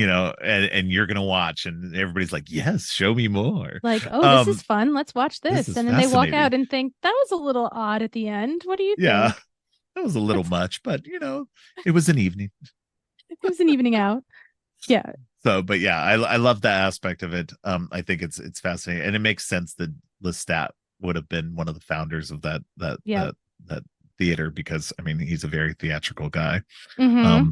So it makes sense that he would then transition into becoming an actor, or Yeah. a rock star. A rock star. So, Yep. and that's part of what I'm kind of glad that, as much as I do believe that Tom Cruise was really good for the role, I couldn't see him continuing on into the rock star aspect of him Nah, doing did that. you see Rocket Ages? I did, and he's not bad in it. He's I not. just Yeah, I mean, he's older in that. I don't like. I yeah, think, as someone on the record who was not happy with his casting and thought he did a good yeah, job, I think that if they had been able to turn this around in the next couple of yeah. years, he probably would have, like, a mid He '90s, probably late would have been '90s. fine. He Yeah, would have but been again, fine. this goes back to, I think he's fine in the role. I think somebody Mm-hmm. could have been better. I Yes. don't think that Stuart Townsend, who ends up playing him, is No. the right choice either. Absolutely not. But because I don't think Stuart Townsend is that good of an actor, he's okay. He's not bad. I don't think he's a terrible actor. Please No. don't misunderstand. I just don't think he's got the star presence to be that, to be Lestat. Yeah. And so Ask Q that question. His answer would be really fun. but yeah, no, I just think it's funny that, Tom Cruise is one of those actors who, I have said this for a long time. Tom Cruise plays Tom Cruise playing Yes. a different character. Mm-hmm. The character is never fully, he does not, whereas I mentioned before, Gary Oldman becomes that character. Yes. Tom Cruise becomes Tom Cruise playing Tom Cruise a character. playing Lestat. Yeah. So you never can separate the Tom Cruise-ness out of the character. And so, don't get me wrong, I'm a big fan of the Mission Impossible movies, but I think he does well in that one. I would say there's only one movie that I've seen him in recently where he plays an emotional depth that I had never seen him play before, and that's in the Top Gun Maverick movie. Yeah, He did a great job in that. He's so good in that it actually, he was acting in that movie. He took on this person who was wounded and had this life that he didn't imagine it was going to be. As much as he is, like, one of the top pilots of all time, and he's got this reputation and everything else, and he's so good at what he does and everything like that, there's always been something missing in his life, and and and and and he's had all these failures in his life as well. And so, and you could see it in his face, like he was this guy who had been broken, Yeah. and that movie kind of builds him back up, which is great. But even in the end, he's still like just starting to put the pieces back together. And Yes. I think that, that movie finally showed, I was like, oh, this is Tom Cruise actually being an actor finally. It's near the end of his fucking career, but it's, Yeah. I wouldn't say at the end of his career. He's probably still got a good 20 years. Yeah, he's still going to be throwing himself off cliffs, etc. So. Dude, he's got to stop that soon, I though. know. He's going to break himself. I know. He broke his foot on not on the last one, but on the one before one that. before. So, like, oh my God. But I love the Mission Impossible movies because they're supposed to be a heightened reality. So I'm okay with Tom Cruise playing Tom Cruise, Yes. in that one. So I'm okay with that bunch. Most of the other stuff I'm just kind of nah on. But that being said, again, I think Lestat was an inspired choice for him to take, because it did kind of break him out of that kind of hero mold slightly. Yeah. Because like I said before, he's always played kind of the asshole hero. Yeah. Which is fine. Um, but getting to see him kind of chew the scenery a bit more and to do something that was not his normal thing. And it was good to see that Anne Rice was just like, she made a public thing She about it did. and said, She said, okay, she's like, no, I was wrong. yeah, I was wrong. He's really good at this. And so so it was good. But yeah, no, Brad Pitt, poor Brad Pitt. Oh, poor Brad. And don't get me wrong, he's not a great person either in real Oh, I life. know. Don't get me wrong, I'm not hyping him up. I think he's a good actor. I He's a think good he's actor. not a great person. Mm-hmm. Um, but arguably his 90s output, you can see him growing as an actor and growing exponentially as an actor as he's gone along. Because like I said, with 12 Monkeys on, that latter part of the 90s, 12 Monkeys, 7, Fight Club, Fight Club. that Fight Club, like so many people, and I'm going to get into a slight aside here with Fight Club, because so many people are starting to look back at Fight Club, and there's so many shitty men who see Fight Club and think that it's they are taking the wrong Yes. message from it, and The wrong they're read. embracing Yeah. they're embracing the wrong aspect of it, because the movie and the book is about toxic masculinity. It's absolutely. inherently, it is so, it's not even hidden. It's not subtext, it's full on text in that movie about being a toxic man and how that is a danger. Mm-hmm. So I find it funny that so many of these toxic men are embracing Fight that character. Yeah, and embracing Fight Club, and they're taking the exact wrong message from it. Because this is what was interesting for me, is when I watched Fight Club the first time, I was blown away by it. I was blown away by the narrative and the twist and everything else that was going on. And I was like, oh my God, this is so crazy. And then I was like, oh, it was based on a book. So then I went and back and read that and started reading everything that Chuck Palahniuk wrote, and became a big fan for a long time. I haven't read anything of his in a few years now, but I, it's so funny how much they embrace that movie that's based on a book by a gay man. Yeah. So it's like he's saying something different than what you guys are thinking he's saying, and you guys are doing it wrong. And so but Brad Pitt's performance in that movie is so next level that that I say that anybody who hasn't seen Fight Club and you've been put off by it because so many shitty people it's their favorite movie of all time, please go watch that movie, because it's way better than you think it is, and says a lot more than you think it does, because it's not just about toxic masculinity. There's so much more in that movie, in the book itself, that is going on, about mental health and all kinds of stuff that's going on. And those really people are media illiterate, and that is why. So media. That's the problem. It's so bad. I don't understand this. Like, I guess it's. I would have to say that this is probably the reason why we live in a culture that is so teeming with so much information now. We have so much that's going on that people can't focus. And can't make the correct takes on things now. It's just that's, I think, what's happened is because of the internet. And the internet is this double-edged sword. It's so good in so many ways, and it's so bad in so many other ways. And it's gonna get worse before it gets better, unfortunately. But I know, I think we are gonna eventually come around the bend on it. But I don't think controls are what's going to be the thing. No, to an extent, you need controls. Don't get me wrong. I think you need to keep the shit out. There are things that are going on now in terms of what places like Twitter and Facebook and Instagram are doing that are the wrong kind of controls. They're controlling good aspects from getting out and keeping the bad aspects in. And so until we can figure out a way to combat those, we're going to be on a bad slope for a while. But once we get around that bend, I think we're going to be better. So fingers because crossed. the internet is a useful tool. Of course. And that's what it should be. It should be a tool for communication, learning, everything. And I think we'll eventually get there, but it's going to take a while, unfortunately. Yeah, it We is a need to, mess right now. yeah, yeah. So I don't want to get on a huge soapbox, but We so this many always asides. happens. Yeah. Oh, this always happens on my episodes. I'm every thought I have just spews out. Oh, wait, let me talk about this. It's always fun. Well, I'm glad. But yeah. I don't think I have anything else to say about this movie. I think I'm plumb out. I think Well, the thing is everything, that it's good. discussing these two movies, you can sit down like we did, where I took Mhm. notes and we can talk about Bram Stoker's Dracula from start to finish and discuss the Yeah. characters and all that stuff.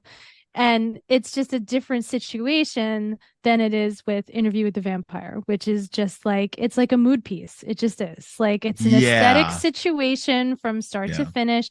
If you, like me, had read the books, you know where the story is going. If you hadn't, Yeah. you're kind of getting the whole point of these characters and what's going on. But it's not a plot the way that it is with Bram No, it's Stoker's very Dracula. meandering. It is, but Yeah. it just, yeah, Yeah. because it's the conceit of an interview. You're sitting down with Christian Yeah. Slater, Yeah. who we hadn't Yeah. even like And discussed he's just yet. telling his and he's And just he's talking just about like, his life. this is what happened. This happened to me. I became a vampire. We had this kid, this, and then, yeah, you get through all that. And then I think what hurts him the most at the end is that Daniel, which I can't even remember if they call him Daniel in the movie or not, but the interviewer's name is Daniel. Okay. He ends up with Armand, in case you want to know. When Okay. yes, the like really quick, the end of the movie with the whole thing on the Golden Gate Bridge with Lestat, that doesn't happen in Yeah. the books. Yeah. They would have had to figure out what they did. I know there's what something happens. in the new series that I think is what happens in the book. Yes, I So, think he does. Yes, Yeah. I think they follow the structure of the book more in the Yeah. series, and it does need a series. A 2-hour movie is not Yeah. like there's so No, because I much think you going on need in these. well, and I think because of the very nature of this kind of what we said with the meandering, the kind of mood piece Mhm. that it is, that you need more of a series to kind of play out events and get more Yes. deeply into events where it would actually be more of a story. Because it Instead does. of It moves yeah. so fast. Yeah. It's because there's no time in a 2-hour movie. It's like bam, bam, bam, bam, bam, bam, bam, plot point, bullet point, bullet Right. point, bullet point. You don't have the time to really like Yeah. delve into it. I think Neil Jordan did a really good job of getting the mood across, the feeling across, but there's just no time to really get into all these characters and what they're doing. There just isn't enough Right. time for it. So yeah, at the end of the book, Louis flips out. Like, that's not what I was telling you the story for. This isn't, you weren't supposed to want to be this. Like, what I am is a monster. You're supposed to be taking my story to say, this is happening. And like, I wish it could be any other way in the world, but it's not. Learn something from my story. And the only thing Daniel learns is, hey man, turn me into one of these too. I want to be a vampire. Yeah. Like we were just talking about, I want to be a vampire too.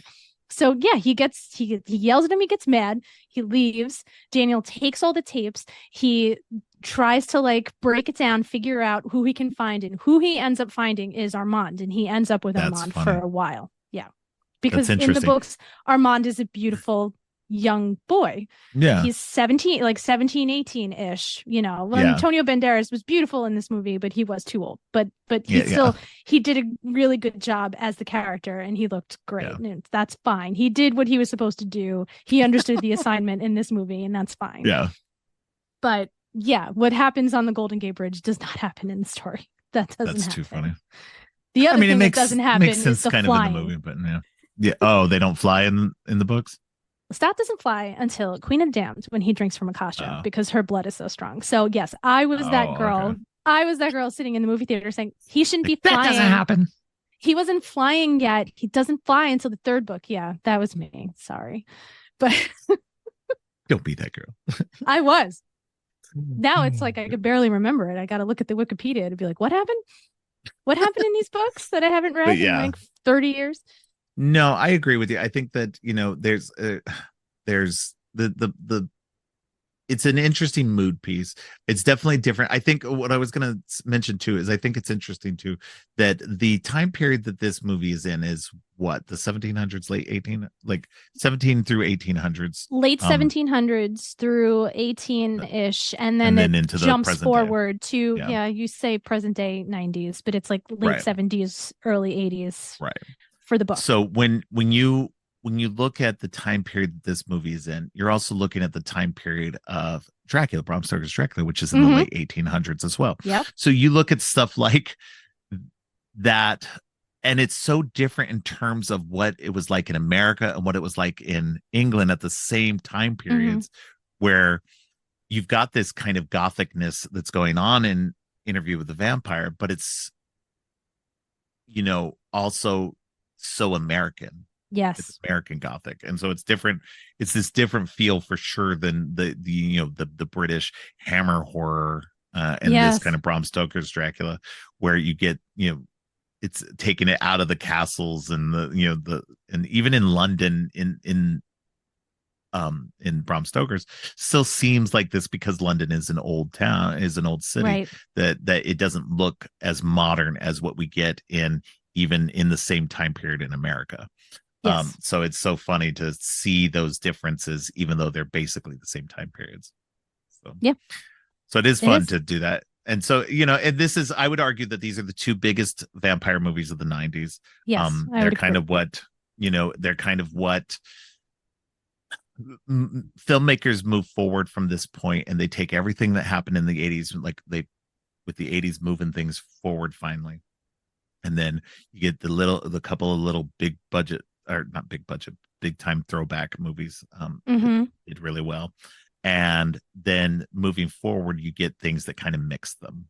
Yes. Which is great. So you get things that throw back, but also have present day elements and everything. And so it's get a lot more of Dracula coming to the modern day.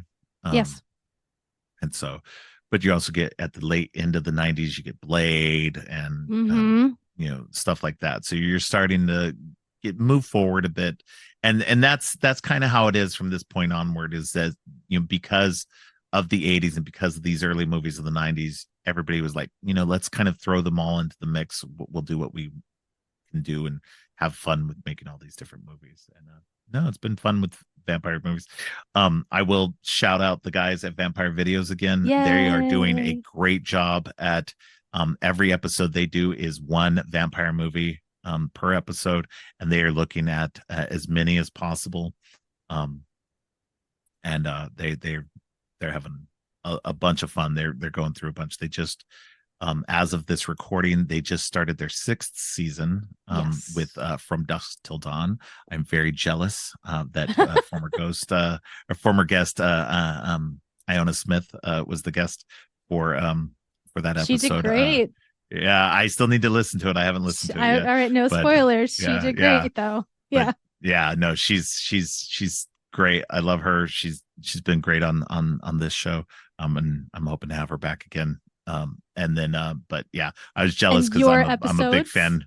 Yes, I'm a big fan of the of From Dusk Till Dawn. Yeah. So yeah. Your episodes of Vampire Videos have been amazing as well. Oh, well, thank you. Pat yourself on the back. Yes.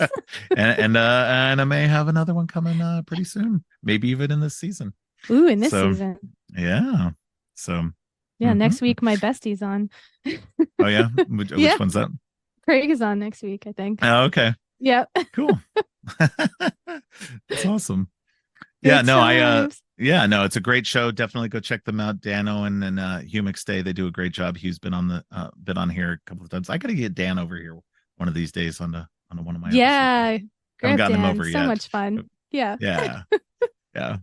So I have to grab him over here. I don't know if he guests very often on other people's shows, but I'll have to see if I can get him over here one of these days. Get him over here. Tell him to join the party. Right. So yeah, and definitely go check out Vampire Videos. I've already done 2 episodes with them. I did one on the Netflix show or Netflix movie Day Shift, which is fun and fantastic. Definitely check that out. And one of my favorite movies that they both hated. They did. They did. It's Sleepwalkers, Stephen King Sleepwalkers. They And don't get me still, wrong. it's It not is a good. trashy movie. It is a It is trashy trash. movie, but I love it. It's so trashy. I love it. But We're it's all a allowed to have our trash. yeah, exactly. There's a reason why my Twitter bio says Twilight apologist in it. Like we're all allowed to love our trash. Oh, they've definitely got to have you on for a Twilight They episode. won't. If they, I know they won't. oh, I think they're putting off Twilight as long as possible. Oh, Twilight's So, gonna be the series finale. yeah. It's yes, they've They're just raked it gonna over do the one whole coals month so just on. much that there's Yeah. there's absolutely no way they're saving Twilight for the very, very end. I know that. That's I so funny. am well aware. And Yeah. they're definitely doing Dark Shadows without me, which that was one of the ones I said, if you're doing Dark Shadows of Twilight. So I know I'm not on there. I Well, I know know it. you just did it. You just did an episode with them too. You were part of the shorts episode, right? I was in the Halloween episode. Yes. So I did Yes. one of the Yeah. shorts. I had a great time. It was so much fun. Good. Yeah. I'm not caught up. I need to catch up, so I haven't heard your episode yet, but I will.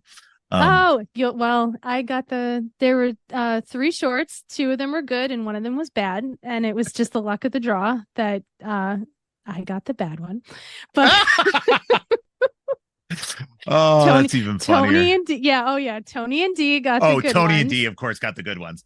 Tony and D are like, Well, you know, and the celebrities. I was giving them crap recently about that too. It was just because I was like, oh, okay, yeah, I see. I'm not going to get any other guest stars like guest positions. Yeah, Tony's Tony been and on D like take 5 them all. times. D's been on 6 times. But like to I be can't say fair, anything. Donna's constantly on my show, so it's like I've got my favorites too. I was gonna say we all have our favorites. Yeah, Yeah. Yeah, and no, it was me, Tony, and and D. to be fair, you can't tell me Tony doesn't go, hey, I want to be on this episode. Of course. The- But they also give him, look at what they've given him. Vampire in Brooklyn, the Lair of the White Worm. Like they give him yeah. you want to talk about you love your trash, but that's I trash. think I honestly, come on, you can't tell me that Tony's not enjoying every minute Oh, of each he one of loves those every two. second of it. Don't worry. He's probably Those are picking some the of the trash. He had Life Force, but that's because Dan loves Life Force. See, I like Life Force too. Life Force is trash, but it's fun. It's Yeah. fun. Oh, trash. it's so trash. Yeah. It's got a naked woman throughout the whole movie. That's why Dan likes that it. not trash? Of course. As a kid. Yeah. Oh yeah, no, that's what. Oh come on, that came out in '85. I was 11. Okay, Yep. that was There's prime time for that. Mhm. Like I was just like, Mhm. oh yeah, this is like my favorite vampire movie ever. This is the best vampire movie that ever happened. Yeah. Yep. Well, then to tie it back to Oh. Bram Stoker's Dracula, you had the early 90s version of that with the brides. So you were all good Oh, to yeah. go. Yeah. Oh, I did want to go back to that too, real briefly, because I forgot to mention this. Because there's the great sequence at the end where Van Helsing comes out and he's holding all 3 of their heads and he's bloody as all get out. And it's just the best, like not scene, but it's just the best visual of just him. Oh, it's a great like, it's visual. super psychotic, like Van Helsing just coming out, just 3 heads in his hands. Because you just can everybody just imagine going, what the hell? what the hell just Like, happened. Because you can imagine he was like, bitch, you kept me up all night. You're finally asleep. I've got all your heads. Like that was what happened. Oh yeah, That was the absolutely. thought process. Yes, Yeah. that scene is crazy. Yeah, no, it's great. So, all right. Well, let's go ahead and wrap it. We've been doing this a long time now. I was gonna say, how long is this episode gonna be? It's gonna be very long. 3 hours. I don't think it's gonna be quite 3 hours, but it's gonna be pretty close. Ooh. All right. Well, why don't you let people know where they can find you online? Yes, I would love to. Easiest way is my link tree, which is linktr.ee/violet.h.310. It's going to have links to every podcast I am on and also my socials. Latest one was Movieversaries with my very good friend Bo, where we had a wonderful discussion about Frozen for its 10th anniversary. It was great, much different than talking about vampires, but yes. that was a wonderful discussion. Had a great time doing that. So that's going to be at the time of recording, the top link on there. All of those, most of those, except for my appearances here on Creepy and Geeky, are with the We Made This Podcast Network, which Tony is the chief of. So yes, shout out to Tony, who takes all the good vampire movies. Apparently, we can't all talk about Life Force. Yeah. So that's where I am. Violet is the perennial listener who became a podcast guest. So yes, and now is everywhere, especially on the We Made This. I think am I the only We Made This yes podcast you've been on? Yep, you are the only We Made This podcast I've been on. Yep, not that I'm opposed to it. But yes. No, I've got my bingo card. I'm just trying to cross off as many. And you found me through them, right? Through vampire videos. Did through vampire videos. Yep. That's funny. Yep. And then we became friends, and that's where you became friends. A guest. Yeah. Yes, I love being here, and I'll be back for that episode that we teased, and then whatever else you want to have me back for, I'd love to come back on and chat with many tangents. Yeah. If nothing else, that's what I should rename the show, just the Tangent Show. The Tangent Show. So what did I say during this? I was like, we have to have a podcast that's a whole other situation, because we're constantly we're like, oh, we could talk about this for an hour. That's a whole other situation. Yeah, absolutely. All right. Well, I appreciate you coming on again, and I'm definitely going to have you on not only for that episode, but I'm sure I'm going to have you on for more. Yay. All right. Well, thank you again, and we'll talk to you soon. Thanks for having me. It was a blast. Thanks again to Violet for joining me. On Friday, Donna is back for the epilogue of the MCU's Infinity Saga with Spider-Man Far From Home. And on Monday, Christmas Day, it's an annual tradition as the kids return to talk about the 2012 remake of Silent Night, Deadly Night, and the more recent Christmas, Bloody Christmas. Thanks for listening. Creepy and Geeky is a part of the Morbidly Beautiful Podcast Network. Please check out morbidlybeautiful.com/podcasts for more great shows. If you like what you've heard, please consider giving the show 5 stars and a review on Apple Podcasts and Spotify. Also, please share the podcast on social media to help spread the word. Make sure to subscribe on your favorite podcast app or at creepyandgeeky.com. Music for the podcast is Gratitude, composed by Jerry Smith. You can follow the podcast on social media at Creepy and Geeky on both Twitter and Instagram. If you'd like to follow me, I'm Geek Thulu on Twitter and Blue Sky, and geek.thulu on Instagram. You can support the podcast by ordering teas and more on TeePublic or by donating to the coffee page. All of the links are in the show notes. Finally, don't forget, stay creepy.